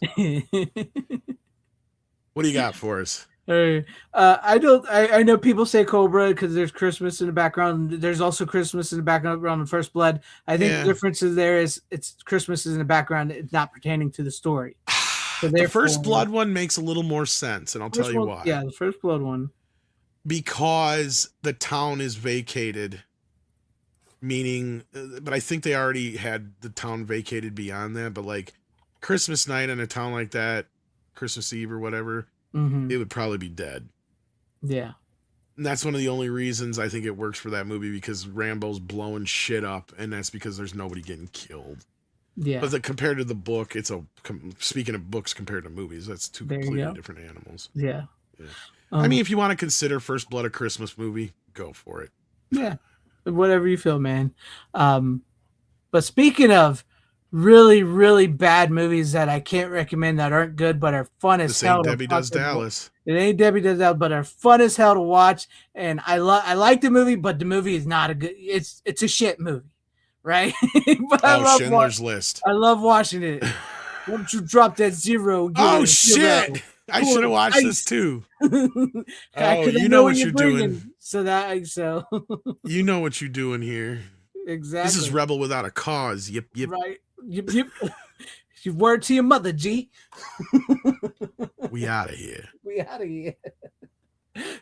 Yeah, I've never actually watched that movie all the way through. I do own it though. It is a shit movie. No, it is thoroughly a horrible movie. He can't act for shit in this movie, but it is a fun movie to watch. What can I say? It is fun to see this movie.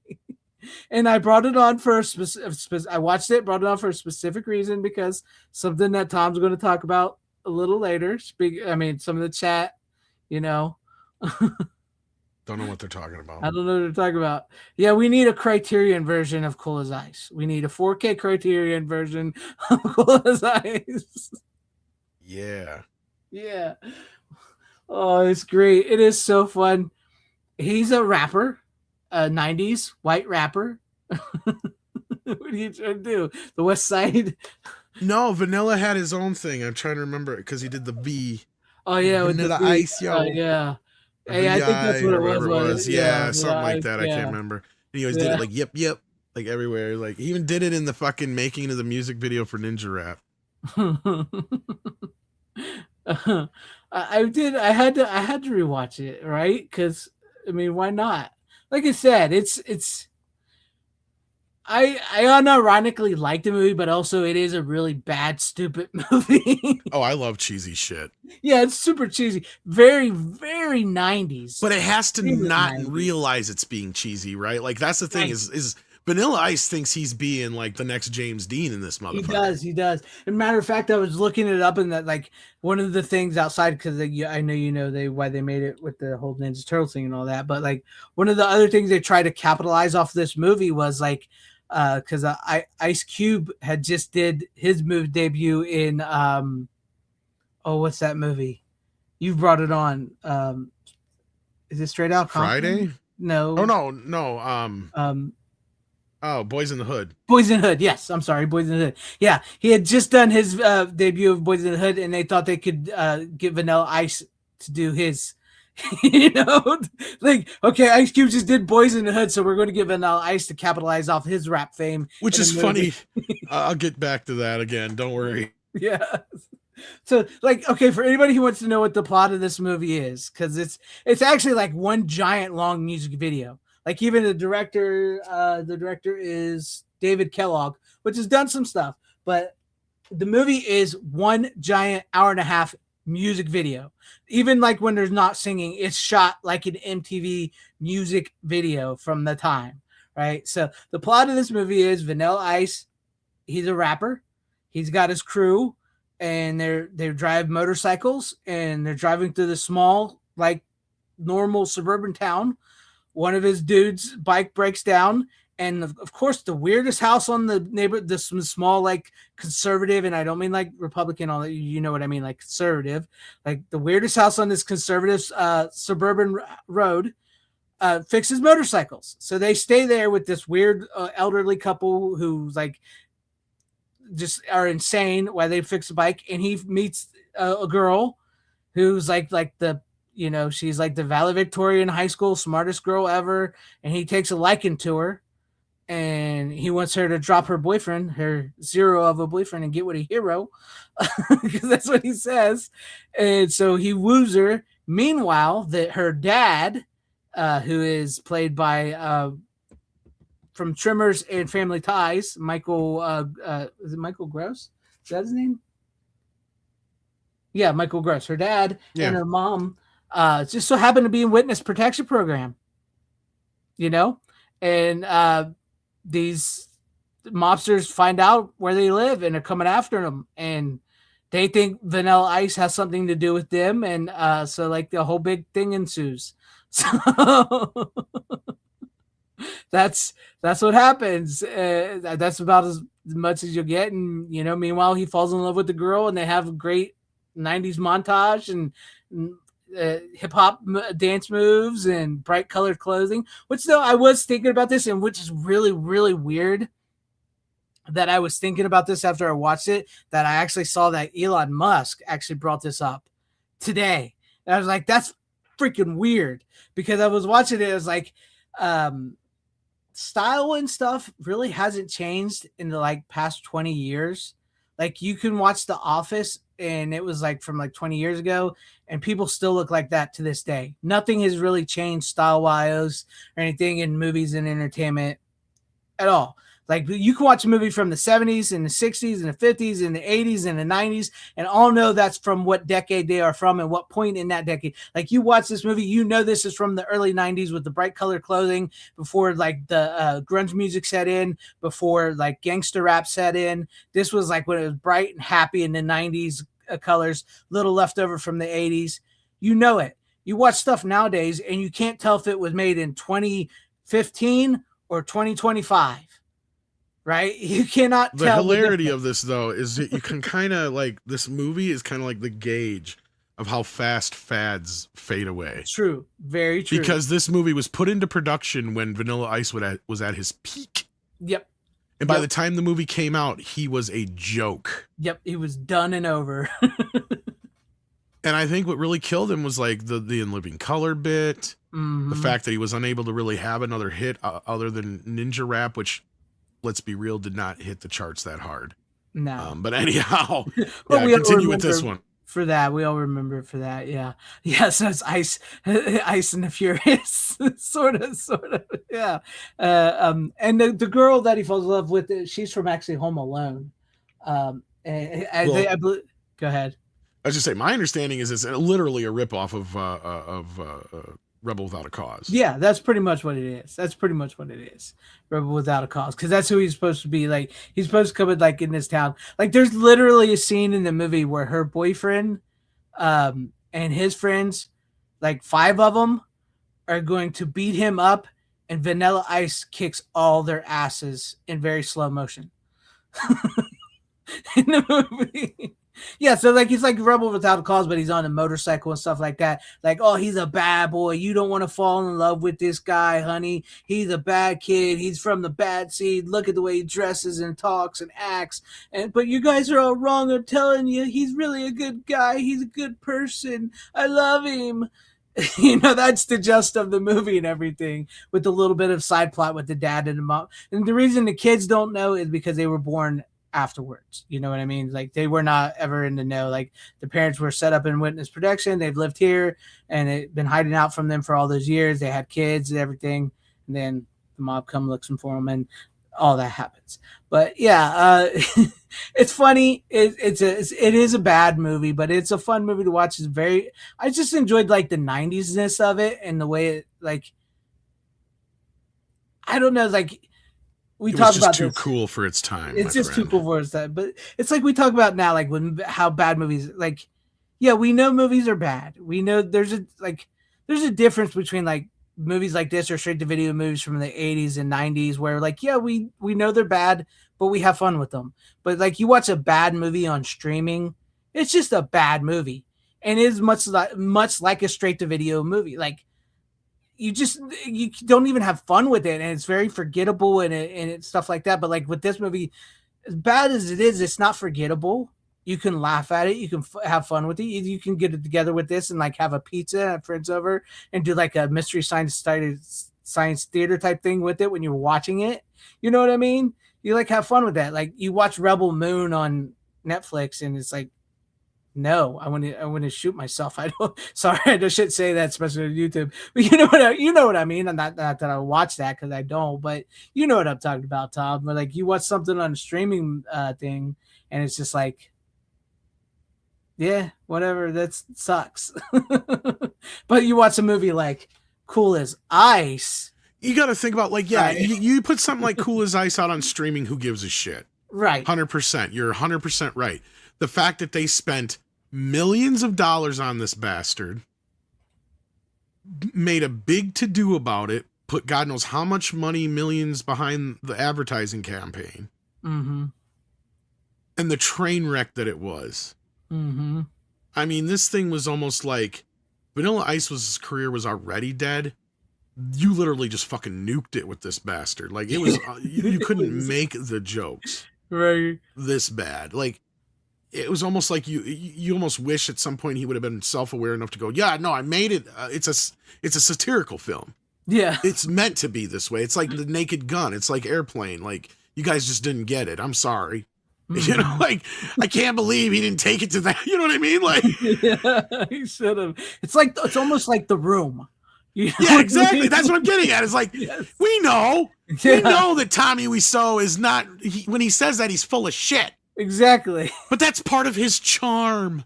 Mhm. And that's why I think it would have been charming to hear Vanilla Ice say, "Yo, no, fuck, I did that on purpose, yo. Yeah, yo, B, I did that on purpose, man. Word to your mother. I knew exactly what I was doing. I was reinventing myself now." Like, Do you remember when he came back later in the '90s and he tried Yeah. to like the grunge hip hop? he's and had like 2 dreadlocks and comebacks stuff? now.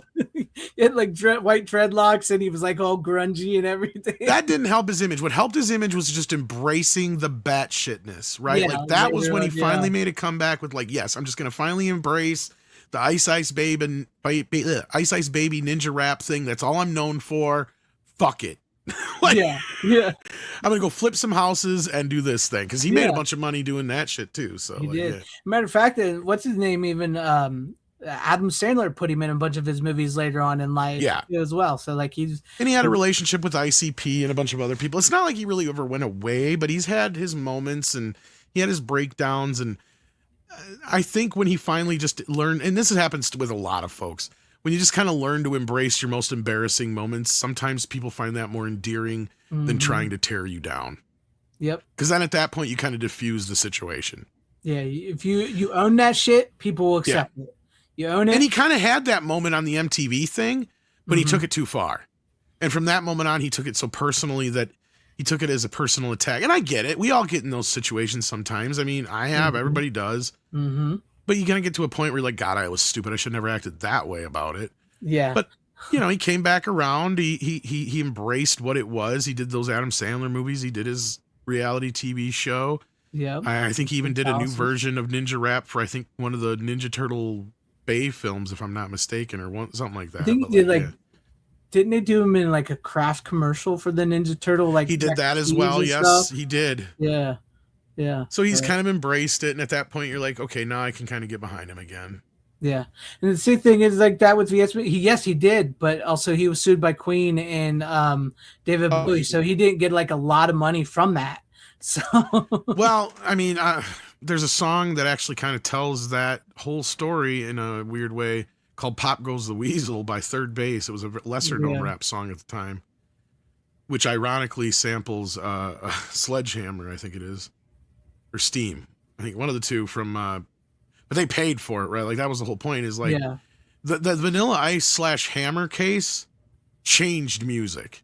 Because before that, rappers and other people who could sample, you could sample up to a point and nobody would bother you. Mm-hmm. It was when basically, because like Vanilla Ice and Hammer were basically like P. Diddy before P. Diddy. And not as bad, of course, but like what they did is they just came in and literally just looped, you know, the main riff of the song and thought they could get away with that. Exactly. You know, we all knew that fucking Can't Touch This was Super Freak, and we all knew that Ice Ice Baby was Under Pressure. We're not stupid. You know, and him trying, and I guess, you know, he even said, like, I was joking on the stand, but, like, dude, it didn't come off like a joke, and that's another reason why you looked like a joke. When he was trying to explain, well, my song's different. Their song is dun dun dun dun dun dun dun.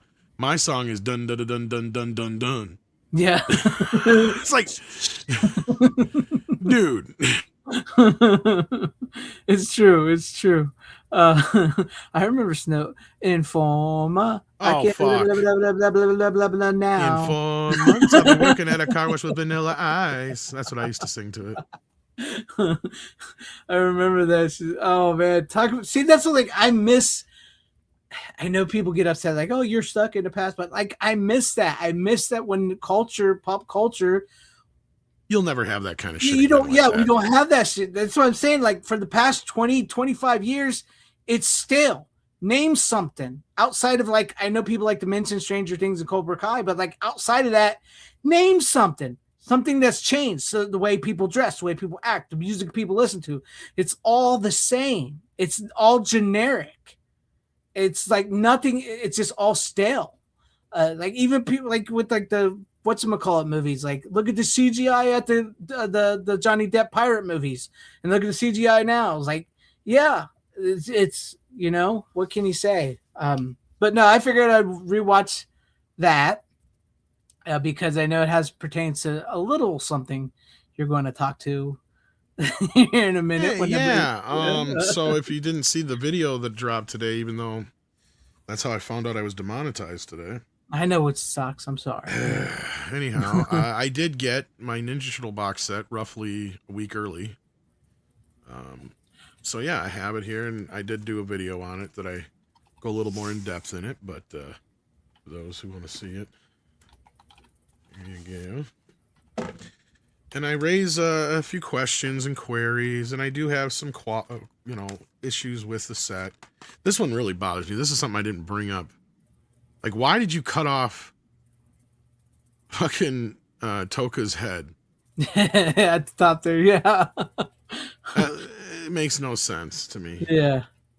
But anyhow. And yeah, the other thing I did say is I wish they had the video covers as the reverse art. Mm-hmm. Like, I mean, come on. Like, Yeah, I would have these up anyway, but I would just feel better if they were underneath there. It would just be like a nice little warm nostalgic thing. But all right, so let's start with the first film. Now, this one is the only one that's actually from the negative. And there's an asterisk to that because the third reel is missing, evidently. And this whole thing is kind of making me wonder who has the actual negatives and who owns what. Because they talk more about Golden Harvest than they do New Line. And I was reminded that, oh yeah, New Line was just a funding partner and distributor in the U.S. Golden Harvest ultimately has the negatives for these films. So that's probably why the only thing that Warner Brothers had access to for Arrow to scan is the inner positives. And I'm guessing that Golden Harvest has the negatives somewhere. Probably. And the reason why I think the third reel is missing is because that's the reel that has the most nunchucks and had the most changes made to it for the foreign versions. So I think that it got pulled at some point to be re-edited and never got put back where it belonged, is my guess. I would believe that. And I've heard a Golden Harvest isn't much better at keeping track of shit. And some of the other Japanese companies I've heard, like Toho, isn't even that good either. Because, for instance, from my understanding, the negatives are lost for Godzilla versus Kong. Really? Kong versus Godzilla, the original, The original, yeah. That's why the only version that's available is like the 720 scan that's on the Blu-rays as a bonus feature. The American version is the only good version left, I guess, and because that was made from, struck from the negative, I guess, probably an inner positive as well. Right. But okay, so the first movie looks fucking amazing. It looks even better than it did when I saw it in the theater. Because I don't know if you guys remember. I think I mentioned it here. Yeah, I remember you went. I was a little worried because there was a lot of DNR and floating grain and shit. So clearly Warner Brothers did their own thing for it for the theatrical release, and Arrow got their hands on the raw scans and did their own version here because this looks as good as like a Vinegar Syndrome / Sony scan. Oh, that makes me happy about that one. It looks good. The only downside is when it cuts into that third act, and I only kind of noticed it at first. I'm like, wait a minute here, something's up, and I went and looked, and I'm like, oh, okay, that makes sense now. I'm like, okay, in about 15 minutes it should be done, but of course it's during one of the most, one of the best parts of the movie. So that part let me down. But other than that, like the scenes that are they did a great job of retaining the grain, making sure it isn't too bright. It's nice. The color timing's exactly how I remember seeing it in the theater. And they do a good job because they have the UK version, which actually cuts into like a release print. So you can kind of see how good they did as far as matching the color timing and everything, even though it dips in quality when you dip over to that UK version. But it is kind of neat to see the alternate takes and some of the other shit that they did there, even though a lot of the time it's just I'm zooming in to zoom out the nunchucks. But yeah. So yeah, and then as far as the special features go, that is kind of where the disappointment comes in. Yeah, there's what looks like a lot of stuff on here. But there was an older commentary done by the director that's not here. And the new one is really kind of... like he calls like all the Ninja Turtles by the wrong name throughout the whole movie. Oh boy. He calls Splinter or Shredder Splinter, I think, at one point. Oh boy. And all the stuff he talks about is all stuff I've heard other places are already new. He didn't really give us anything in there that I thought was great, and that must have been such a disaster that they decided to bring in a moderator for Michael Pressman's the second director's commentary. Because I've heard his commentary before, his old one, and I wish it was here because it's glorious. He sucks his own dick so much through that commentary, it's not even funny.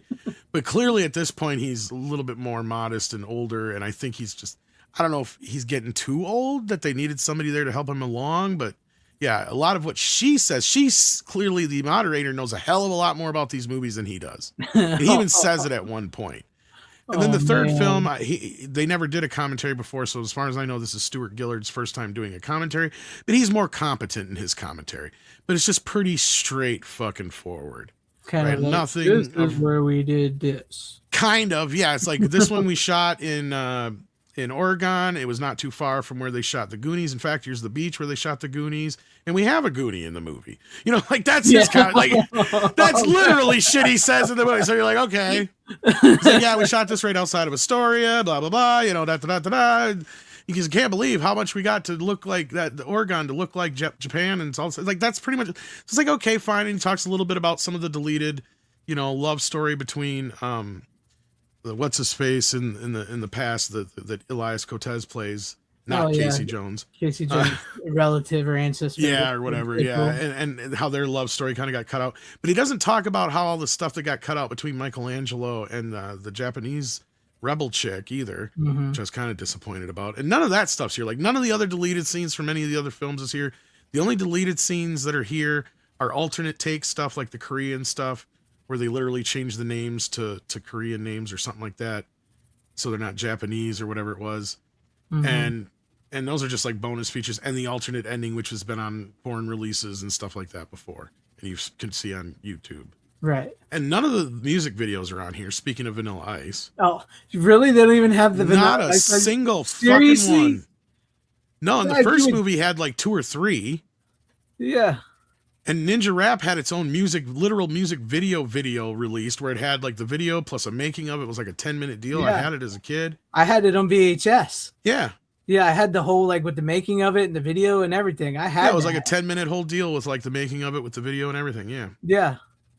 It was like a video single or something like that. It was called. Yeah, I remember. It was like, yeah. Yeah. In a black case and all that shit. Yeah. But yeah, so that's not on here. They do have the behind the shells, but nothing else really. And the interviews are really kind of benign, and some of them you kind of feel sorry for the people because they clearly barely remember this shit, and they weren't really that much of fans to begin with. They just clearly did the movie just because it was a paycheck.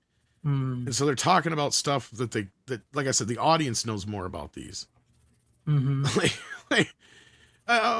in some ways, it's like, yeah, it's cool to see him. Maybe the best one of the bunch is probably Steve Barron in the earlier part, because it's nice to see him talk about some things. But again, nothing new. And the voice artists, to kind of hear those guys talk a little bit about it. Yeah. But even those guys, they had very little to do with the actual making of the movie. Right? Like, they all came in post. Yeah, exactly. So they came in post. I mean, Pressman does talk a little bit about how, you know, they clearly went in with the whole idea that the reason he got hired is because he did Bad News Bears Breaking Training, which, you know, if you guys remember, I talked about that not too long ago. That movie does really kind of bring it more to a family-friendly place. And he flat out said that's the reason he got this job, is because Golden Harvest and New Line were concerned, and Playmates was concerned they needed it to be more kid-friendly. Like, he blatantly says that. But he's like, they even took us off guard, because, like, I'm like, okay, we'll get cute, and we'll do, like, you know, the salami is nunchucks. Like, even he talks about how the fucking UK went through this whole back and forth over the fucking salami because they were too much like nunchucks.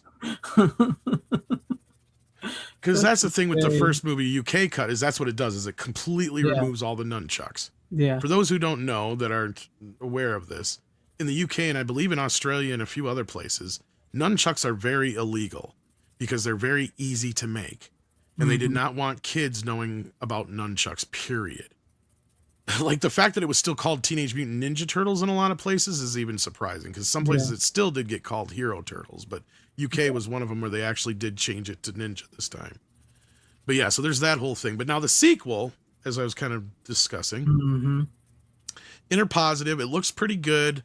Really wish this one came from the negative, because of all three of the films, this one would pop like a motherfucker. Yeah. Because it was shot very bright. They had a little bit more money to shoot. The suits they spent a little bit more on, so they're a little bit more little softer, but there's a little bit more as far as like the animatronics and detail. Yeah. And just the whole aspect of the film being a little bit more brighter. It would have lent itself if they had the negative to scan, but as is, it looks pretty good. It looks better than it ever has. It looks much better than the foreign release, because I do have all my other releases here. So show those. Because I have, and this isn't even all of them. I just have a select few, because there's other ones that are just the same shit over and over again. Right. So this is the U.S. release, right? I did not get the pizza box one. Neither did I, but I got that one. I already had 4, or the TMNT one, so I didn't need it. Right. And here's my German DVD, so I have the Steve Barron commentary. Here's my imported version I had for a while, because it has the making of documentary. And this also has that making of documentary, but also has the UK and German cuts on this one too. Nice. So that one they didn't even have on this Blu-ray. There's differences here too, because what the German cut did is they added weird sound effects and stuff and cut out some of the more violent sections. And then of course I had this version that came out not too long ago. Yeah, from Japan or China. These are like Fortune Star Direct. But these are not the same scans that we have here, because these scans come from Warner Brothers. Now, I'm not 100% convinced that 2 and 3 are brand new scans, but I think they are. Because the clarity and the quality we get from these is... Part 3, if I didn't know Part 3 was from the Interpositive, I would have almost thought it was the negative. Part 3 looks really good for an Interpositive, but by that point, they were getting really good with film stock. And there's a lot of movies from that mid-90s and on where they're going to shine on Blu-ray. Yeah. Speaking of which, Surf Ninjas. But anyways, no, I'm excited to get mine. I wish I had mine with me tonight, but I probably won't get it till Christmas. So, but I'll be able to give you my thoughts on them then in January. So, but it's interesting to see that the sound here that the third one looks as good as it did. And I was kind of impressed. Yeah, and it figures it one of the worst of the worst of the three, but the first one still looks the best. So I'm happy about that. I'm happy about that. And I love Secret of the Ooze. I love Secret of the Ooze as well. I have a soft spot for it. Not the Vanilla Ice thing is a big part of it. Don't get me wrong. Yeah, I remember seeing that. It just has fun. I was 11 when it came out. Right. Well, I didn't care as much as my older cousins and friends about the tonal shift until later in life. Mm-hmm. Now the third film, which there was a year gap in between there, right? And that came out in 93 as opposed to 92. And with the downgrading of the the suits, by whatever effects company that it is, All Effects or whatever the fuck it was, I don't know. Yeah. They suck. And yeah, they can now, I guess. Funky is right, like, because I think I even like the one release I have, I think, is a UK or no, it's a German release. Never mind. I don't have any of the UK versions of it other than the newest one that just come out. But no, and I mean the third film, there is a fan edit in there, and I'm sure somebody's already done it. So I was doing it in my head again last night, and I've done it almost every time I've watched it. So I'm like, oh god, if you just took that out, tighten that up a little bit, this movie wouldn't be so bad. Yeah. The problem with the movie is the modern jokes, and 80% of them come from Corey Feldman. And I'm willing to bet that a good portion of them are just him improvising, because they're not when he's actually talking on screen. It's when he's not facing the screen. Right. I'm talking about like the schwing. That one's one you're just going to have to cut out altogether. That one's not the one I'm talking about. I mean, like it's not just a job, it's an adventure. Like that one's one that I definitely think was when he ad-libbed. There's a few other ones that I think he just threw in there and ad-libbed. And they're all modern, like, references to shit that you're like, dude, no kid is going to get those then, let alone now. Yeah. You're talking about references that are 30 fucking years old. And then some, for some of them. Yeah. But I would cut out all those fucking little references. And I swallowed a frog. I hope it wasn't an ancestor. Oh, I fucking hate those lines. Corey Feldman is one of the worst parts of that movie. That is true. That is true. And it sucks too, because it was exciting to have him before we all knew about Corey Feldman. It was exciting to have him back as the voice, from the first movie and everything. Yeah, it was welcoming. You're like, oh, cool. They got 3 of the 4 back now, finally, again, Yeah, yeah. Because Josh Paez never came back for Raphael, so. No, he never did. He never did. But you should have it, I think. I do have the. It's not. There were some people that were griping about that. This version doesn't have the option to watch it with that trailer. Yeah, that's funny. It would have been amazing if they would have been able to get their hands on that remastered that. Yeah. Because I was like, every time I watched that it's like, I can remember this. That's what I remember. Because I remember that Pizza Hut commercial from the first Ninja Turtles. And I remember that we've talked about it before. And I remember that trailer for that girl movie with like the family. It's called Step Kids on the trailer, but then eventually it was called Big Girls Don't Cry. That's like, because I watched the original 1 and 2 like constantly as a kid. And Suburban Commando was the other trailer on there. Yeah. I do. I have a VHS. It's not the original, but it does have that Pizza Hut commercial at the beginning. I do have a VHS of it. It's not in the black box with the the term. It's a green box. You got the New Line re-release? It had, FHE one. FHE one. Okay, so yeah, they just re-released it. Yeah, it's the same thing. It's the same. Yeah. It's just different case. The difference one was when New Line bought the rights back, and that version that's on that VHS is the remaster for the DVD, which in turn was the version I believe they used for the Blu-ray. Because you guys got to remember, these Ninja Turtle Blu-rays came out way early in the Blu-ray days. Like, it was a really early release. But they haven't done shit with them since. So it is nice to see somebody give them some fucking love. Right. Finally. I just wish it was the love it deserved. And that's why I feel so let down as an Uber fan. But I'm an Uber fan, right? Like, I mean, I've got my own collection in a folder of things that's like, okay, you guys don't have those special features, but I do. But I also feel bad is like, you got all these people together to do these interviews. Where's a good documentary? Now, I know the guys who did Turtle Power, which is another real. Where the fuck's that documentary? Why isn't that where on is that at? Yeah. Even though that covers only a short portion of the movie, those guys are making a documentary about the movies, which pisses me off because I presented it to them and they're like, oh, no, Paramount would be difficult. Well, lo and behold, they were doing it already. They just didn't want to let me be a part of it, obviously, which sucks. But like, yeah. Yeah. That's what I was telling them. I'm like, there's nothing out there about the movie other than just that shit that's on the coming out of their shells documentary or whatever. Right. So, yeah. Which mainly covers part 2, and that's it. So yeah. And do you think TMT will ever be good again? Maybe. What do you think about? Speaking of which, what do you think about the new live action movie? Because they killed off the Ronin, last Ronin. Well, as far as I know, that hasn't been completely killed. It's just been put on the back burner because Paramount wants to release something that's more family friendly first, which I agree is a good idea. Probably. Yeah. And I know a lot of people are adverse to doing a origin story, but I'm like, no, you kind of got to start fresh. Mm-hmm. And I think it's good if you kind of set it up as a trilogy. I have my own pitch, but they'd never probably do that. But if you can get the right tone, if you don't make it obnoxious like they did Mutant Mayhem, if you don't go too serious and weird like they did with the Bay films, if you kind of keep it closer to what the 1990 movie is, I think you'll do fine. Do you think this? Go ahead. Sorry. I was just say that had the perfect balance of the tones. Do you think they should use suits like?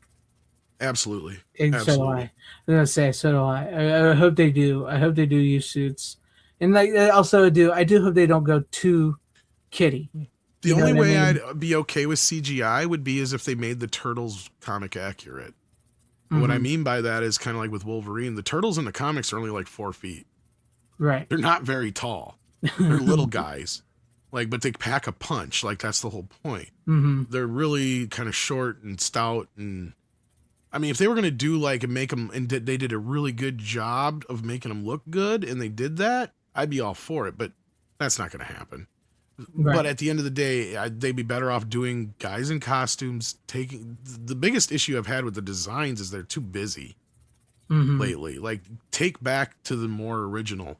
I liked when we were kids and nobody could tell the difference between them and us because we knew the differences.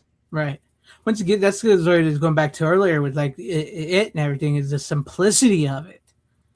I think they're over compensating in even with superhero costumes and it's CGI stuff and everything. Yeah. I think they're sometimes simple is the key. Well, that's what drew my eye in, and for me, that was the ultimate. Even though I was a huge fan of the cartoons and the toys, the version I gravitated towards as far as the design was the movies, not the cartoons so much. Now you take that to the other side, the He-Man movie. Now I preferred the cartoon because the movie got a little too busy with the designs on the Masters of the Universe movie. And I have a feeling maybe they'll take that back with the new one, but I don't know. The movie's going to be basically Barbie 2.0. So. Yeah, that's what I'm not hearing it. But it's true. Yeah, with the He-Man movie, it gets a little Star Wars too. So they kind of they do that. But yeah, well, here's a question for you. Why didn't Josh Piaz and Judith Hoag return? Josh, I don't know. Judith wanted to, but the way the story goes, she complained a little too much about certain things during the making of the first movie that the producers did not want to deal with her again. Mm-hmm. And she's admitted that. Yeah. And she said she probably shouldn't have said shit. I guess the type of thing, and if you're curious what, well, I guess she was bitching about the amount of violence. She would also slow down production because she was worried a little too much about the actors in the suits, which that part I can understand. Mm-hmm. But there was other things, I guess, like that she kind of slowed down production on and was a bit of a pain and was not. And if you know her and watch her on her YouTube channel, she's clearly somebody who is not afraid to speak her mind. Yeah. Yeah, that's true. For better or worse. So, at the end of the day, she is the ultimate April O'Neil. Mm-hmm. I'm with most people on that. She was pitch perfect. She had the chutzpah that April needed. But I'm also well aware that April O'Neil is not a fucking reporter in the original stories. And I think that's what they need to go back to, is go back to the roots. And that's what I think would work best now, because back then in 1990, yeah, it was a little too much to ask us kids, maybe. Some kids a little younger than 10. I mean, I was the perfect age. You were probably close to the perfect age. But when you get to that 5, 6, that first movie's a little scary for younger kids. But now I think kids could handle a lot more. Go back to the original comics. Yes, bring in some of the elements of the cartoons that people like. Yeah. But I think you got to take April back to her roots, too. She is not a reporter. I like how her story ties in with Baxter Stockman and the Mousers. And I like how the Mousers are there because that's, you can even tie that in with Splinter and the Rat King, and you have Shredder in the background for a movie or two, and you don't need to spring him until the third movie. where you also introduce Bebop and Rocksteady or something like that, you know, or spring him in the second movie, and then the third movie you introduce Bebop and Rocksteady or something like that, and then Baxter Stockman and as the Fly or whatever you want to do with him. Right. That's what I would do, is just, and then you kind of hint at Krang possibly, but you know, you kind of lean into this and lean into that. Like, okay, we're going to do a little bit of the comics, we're going to do a little bit of the cartoon, and just kind of meld them together perfectly. Because that's kind of what that first movie was. Because the way the deal was made, the movie was made simultaneously as the show. People don't realize that Ninja Turtles started off as a toy. Yeah. After the comics, right? Like, it was just, they had the comics. Surge was this company that was like up and coming, and they saw Ninja Turtles and they're like, we think we can license these things. And Kevin Eastman and Peter Laird are like, go for it. You bring us back some money, we'll be happy. And basically, I think they said something like, you go bring us back $1 million deal and you got the job. And he went and got him the Playmates deal. Which, that did not happen. Right. There was no cartoon. It was a little indie comic. It wasn't Batman. Right? Like, the fact that they got this deal made with Playmates was a big deal. And that, in turn, got the cartoon made. Yep. And after the first 5 episodes that were basically just a commercial for the toys, Playmates is like, okay, we're good. And then, you know, the guys over at Fred Wolf Productions are like, but the networks want more. And they're like, oh, we don't care. We're selling toys. That's all we needed to do. And they're like, no, but we want more. Yeah. And so they licensed out the rights. And that's why that show gets a little different as opposed to some of the other shows that were based on toys. Because let's not make any bones about it. Like, yes, it started as a comic book, but that show is based on the toys. Right? Let's be real. But in that, at the same time, they had more freedom to not adhere to what the toy companies wanted to do, because when they licensed it on the back end, then they're in control. They can use toys if they want, and the toy company can use anything they wanted from the show, and then they would get a little kickback. Because that was the other thing that made the Ninja Turtle toys very lucrative for people involved with them, is that even if you created a toy, you got a percentage of that toy. Yeah. And they had a lot of guys that moved from He-Man over to Ninja Turtles when that whole thing went up in flames. Yeah. So, like, and Ninja Turtles, this is great, because on that Turtle Power documentary that I was talking about that's not on this set, there's this great videotape that somebody's filming when they're making the Playmates deal. And the guy's like, there's like a 3-year window on these things where you got to strike while it's hot. And here we are 35 years later. Yeah. And Ninja Turtles is arguably one of the biggest franchises that's ever been created. I mean, people forget how huge Ninja Turtles was from 1988 to 1992. It was huge. I mean, I remember. Go ahead. 3 kind of came at the end of the whole thing, but go ahead. Sorry. Yeah, no, you're right. No, because the first wave, anyway. Yeah, the first. I remember going to see the first movie opening weekend, and where the line was all the way out into the parking lot to just watching the first Ninja Turtles movie, and it was insane, especially in a small town. Right. So like Ninja Turtles was like mega gangbusters.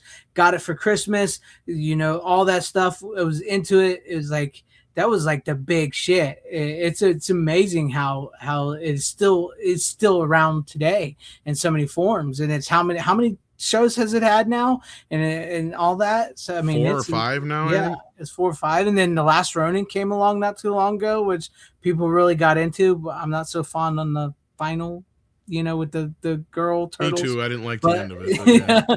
But I mean, it is a really good story, and it holds up. You know, it's just amazing to see the turtles. And yeah, I would like to see a good, even if they don't make it, or if it does turn out bad. I mean, I still have the original Ninja Turtles, which I still have. I can still enjoy, just like I can still enjoy the original Christopher Reeve Supermans and the Batmans and all. I still have those movies, but it would be nice to see if they can make something like the first Ninja Turtles movie again. You know, if they can't, fine, whatever. I have the originals, but you know, it'd be interesting what they could do. That's where I'm at, though. So, I mean, Clark the Shark, I would put the original Ninja Turtles, 1990 Ninja Turtles, right up there with Superman movie, right up there with The Dark Knight, right up there with Batman, the original Batman. That movie is an all-timer. Well, that's what I love about the making of this movie is Stephen Barron's told the story a few times, and I was kind of leading towards it, never got there. Was like how he read the first original script for the movie. He's like, this is shit. And he threw it out. And he brought in the writer and he's like, all right, this is what we're going to do. He started literally pulling pages out of the comic books. He's like, this is in the movie, this is in the movie, this is in the movie, this is in the movie. Now connect them all. Yeah. Because he took basically stuff from the first 5 or 6 books. Specifically one that's almost verbatim is the Casey Jones meeting Raphael, for instance. Right. Although it happens in the fifth issue, they removed it up into the story, and the whole Foot Clan thing kind of happens differently, and Shredder dies in the first issue and then comes back later as an alien monster thingy. But like, I mean, that's where they were able to sit down and really simplify it in a way that worked so well, because they even took, you know, the backstory for Splinter and Yoshi and really kind of simplified that a little bit too, but they didn't have it to where he was, you know, Hamato Yoshi like they did in the cartoon, which I have no problem with either version. But if I'm going to do it, my whole thing is don't have him doing the karate or the ninja in the fucking cage. You just have when he gets mutated, because he even says it, you know, like, I started to grow both in physically and intellect, right? Well, at that moment, you just have his memory expand, and he's like, oh, I remember all these things, and I saw my owner doing all these moves, and I remember now him teaching, you know, the classes and all this kind of shit, and just having come flooding back to him. That's how I would do it. You know what I mean? And there's just little ways you can do it with that make it a little bit more realistic, a little bit more grounded, but keep it kind of still in the, you know, remember, it's Teenage Mutant Ninja Turtles. It's got to have a little tongue-in-cheek goofiness to it. In the second film, that's one thing I do enjoy about it, even though it doesn't help the film, is its humor. The second film does have a very good sense of humor. It does. And there's a lot of good jokes in it. And they still work. Yeah. And there's jokes in there that aren't just for kids either. I mean, you tell me the Ralph Nader joke is in there for kids. That's right. That's true. It is. I mean, and that's kind of a bad example because that does kind of time the movie. But at the same time, Ralph Nader went on to things that he's well enough known to where you could look him up and then finally get the joke if you didn't know who he was at the time. Yeah. But, I mean, that joke was there for the fucking parents. That wasn't there for the kids. Yeah. I mean, that's how you know, like, because it's a different thing. Like, once again, it's different now than it is then. Like, when they would make these movies that they clearly knew kids were going to go see, and parents would be bringing their kids along, they would throw in stuff for the parents so that the parents could enjoy the movies along with the kids. So, like, with like the Ralph Nader joke and everything like that. They're babies. They're babies. They're stupid. They're not stupid, they're infants. Yeah. Bang, boom. All right, they're stupid infants.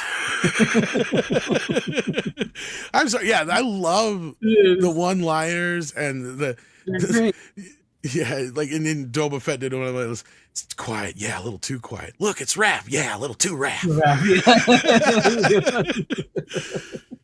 You know, these nets are really great. Are really strong. They got great construction. Yeah, remind me to drop a line to Ralph Nader.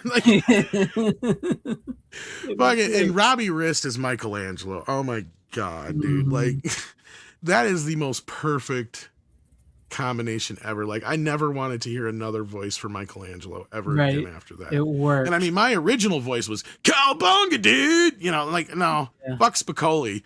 We don't want Spicoli. We want this. Robbie Wrist just nailed it.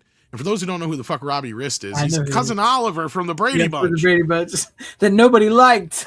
But he went on to actually have a very decent voice career, and which was hilarious and bothered the piss out of me during what would be the third iteration of the Ninja Turtles, because I forgot the live action one to count in there. The one that the Power Ranger people did. Oh, yeah. The one that came out in the early aughts that Fox did, that's probably the best adaptation animation-wise, in my opinion. He did the in-betweens for the commercials, but it's like, why didn't you just have him do Michelangelo's voice? Just let him do it. Because like in between, you saw all of a sudden you hear Ninja Turtles will be right back after this, dudes. Cowabunga! It's like that's fucking Robbie Wrist. Why is he not just doing the voice? Why is he Like, Michelangelo? I'm just, That's how they got him. No, like, dude. I mean, and Brian Toshi's great as Leonardo. For those who don't know who Brian Toshi is, he's from the Police Academy movies. Mm-hmm. He's the guy that falls for Callahan, and he's the Japanese guy that gets kicked out of the one academy into the police academy. Yeah. So thank you, and he's also in Revenge of the Nerds. Thank you very much. Yeah, him, Tanaka. Yes. Yeah. Hair pie. Yes, that's Leonardo. Yes.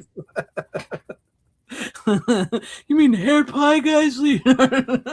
Yes, I do that. I have a fresh. I have a fresh. And which is funny, they like, speaking of which, they also do sort of a joke in Scream 3 with the voice of Raphael from there. Yes, because you remember that Josh Paez is in Scream 3. And, yes. And I think that's part of the reason why he's not in any other films is because he did kind of start to get more of a character actor career post that. And wasn't he in one of those like cop shows too for a while? I'm trying to remember which one. Or some show he was on for a while. But yeah, he's kind of become kind of like an actor's actor over the years. Yeah, he started being more like a character actor than he thing. But yeah, anyway, so the Scream 3 thing, sorry. No, you remember the joke where they off screen, like he said something off screen or something like it. It's like a joke, and I can't remember at the moment. But you remember, you know what I'm talking about. Yeah.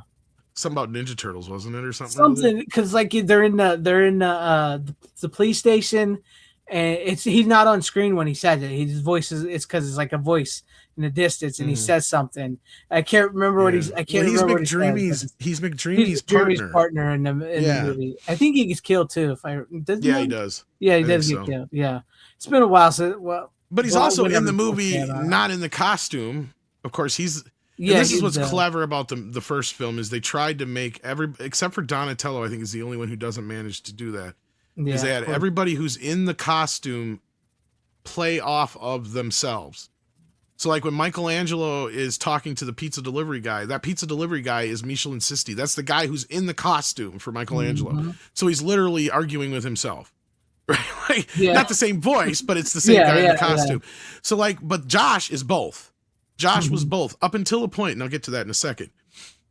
Josh is in the cab, but he's like, what the heck was that?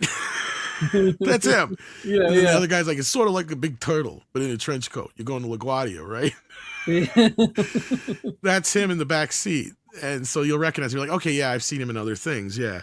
So he's in both the costume and does the voice. He's the only one who does. But he's not in the costumes for most of the movie. Some other guy took over, and I can't remember his name now, but they interview him during the making of the film. Because Josh broke his nose during the Casey Jones fight. Okay, so the stuntman does the stunt that goes into the trash can, but then for the last part, they took Josh and they had him hanging over the trash can, and he was just supposed to drop into the trash can for the close-up shot. Right. Now, if you watch the movie, when he gets up out of the trash can, because it falls over, he falls back on his back, then he pushes the trash can up off himself and he gets up. Now, if you watch, as he gets up, he grabs for his face because he broke his nose inside the mask. So his face was just like flooding with blood. He couldn't breathe. Oh, man. And you guys got to understand, these guys could only be in the masks for like 20, 30 minutes tops because they're literally suffocating. Yeah. And they would lose like 5-10 pounds every day from the sweat that would soak up in the costumes. And they have to wear 2 costumes a day at least. Unless they would rip something, then they'd have to wear more. Yeah. They'd have a day costume and a night costume because basically they put the one on in the morning. Then at lunchtime they got to take it out so they could go wring it out and dry it out. I shit you not, literally. Yep. Because it was that full of sweat. Because there was no breathing through these costumes. They were basically made out of the same material as Nerf. And go ahead, sorry. And through the head, they only had 2 spots that had any air coming through. The mouth, which had to be open for that to happen. Otherwise, it was pretty much sealed. And underneath the eyelids is where they saw out. So that's the only places they had air. So sometimes you'll see behind the scenes what they decided to start doing is they literally shove like these air things into the turtles' mouths so they could have them in the masks a little bit longer without having to take them out. Because when they took them off, it wasn't just like you could just take them off. And this is what happened to Josh the first time too, because he's claustrophobic, and he decided he was going to do this thing with. And this is none of this shit's on these DVDs. This is what pisses me off, is I know all this stuff from other interviews and things I've seen in the past and read. Is he was claustrophobic, so part of his reason of doing this was trying to work through that. And the first time he was stuck in the mask, he's like, take it off, take it off, take it off. And he started to rip it off, and they started freaking out because they're like, you can't just do that, because it's all tied into the back of the shell and everything like that with the hydraulics. And then you start ripping at that, you're just basically ripping apart thousands of dollars worth of fucking stuff. Yeah. And there was like, because there were 17 servos in the face, and all that stuff was packed into the backpack. And this was like, you kind of got to look through, like, the things that led up to this were Labyrinth, Child's Play, and Short Circuit 2. You had to have those three things to happen for the Ninja Turtles to exist. Right. Because those three things led to the ability to have these costumes exist, which then in turn led to dinosaurs and other things. Mm-hmm. Because for you guys who don't know out there, like, majority of the people that worked on Ninja Turtles worked on dinosaurs as well, and Storyteller, the Jim Henson Show, because they all came from over there. That's where Steve Barron, who also directed the Billie Jean video and the Take On Me video, so he came up from music videos, and his mom was also worked in film as a director. And then you had the Jim Henson guys, where it was really Jim Henson's son who was really big on getting this job, because he could see what it could be, but Jim just didn't. He didn't get it.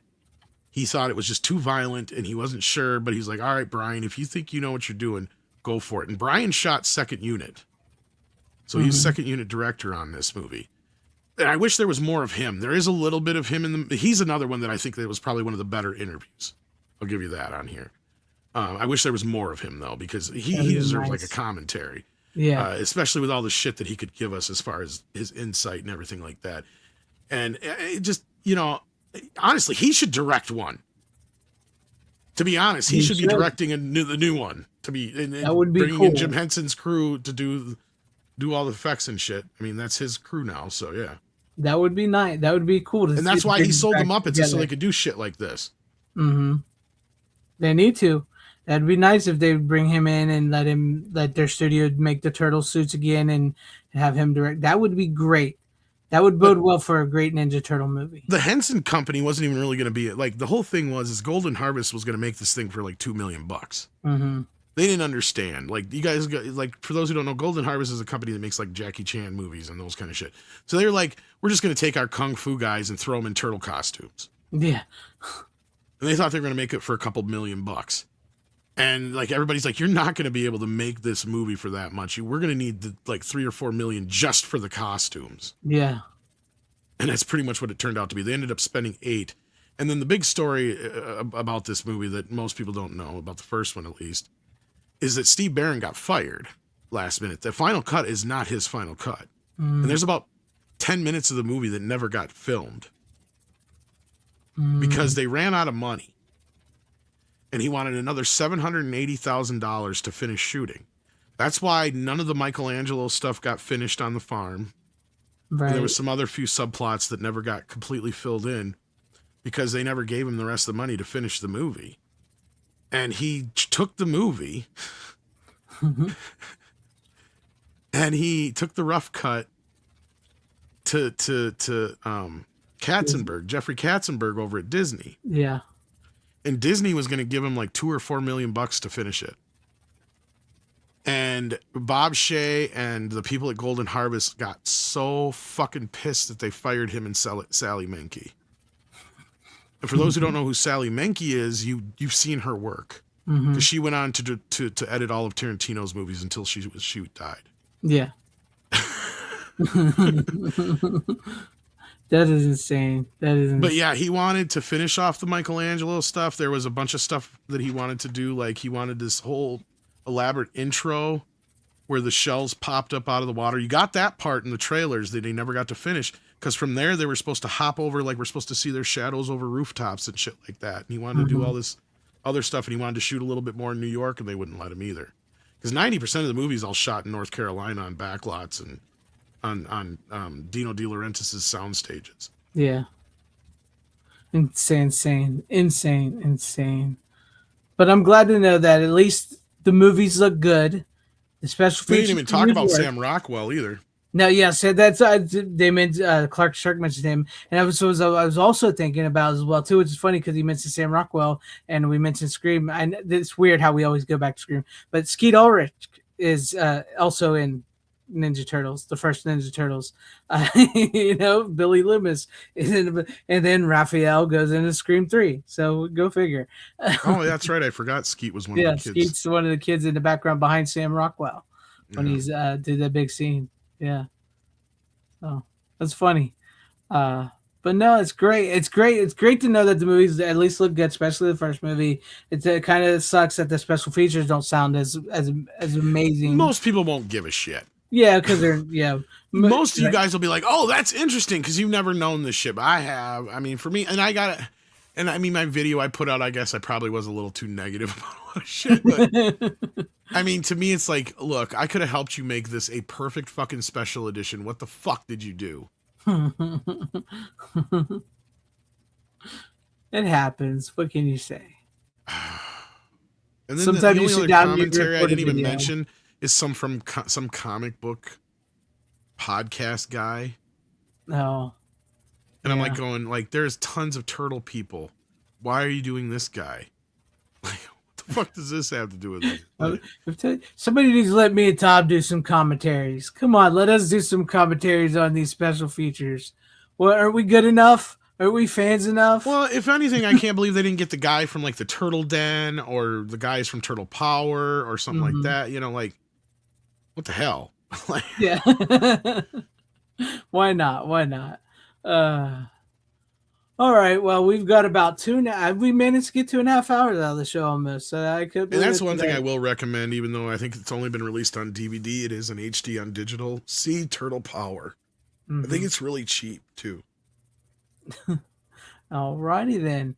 It might even be free in a lot of places if you just want to sit with ads. But it's a great fucking documentary. Yeah. A great fucking documentary. It's true. Have you seen it? No, I don't think I've actually seen that one. I have seen the other one though. No, it takes you from beginning of Ninja Turtles all the way up through. At that time was the first Bay movie, I think. Mm-hmm. No, yeah, I have not seen this one. I need to see that one. All right. Well, good to know. I'll have to look on that one as well too, especially after I get my turtle set. But yeah, thank you everybody out in the chat. Thank you, Tom, as always. Thank you, Style Section, for sending me the 2 steelbooks. I do appreciate it. I know I wasn't as big a fan as you probably wanted me to be of Bullet Train, but I didn't hate the movie. I did like it. But thank you, Tom. Thank you, everybody out in the chat. I appreciate you guys. As always, you don't have to go home, but you can't stay here. How you doing? Bitches leave.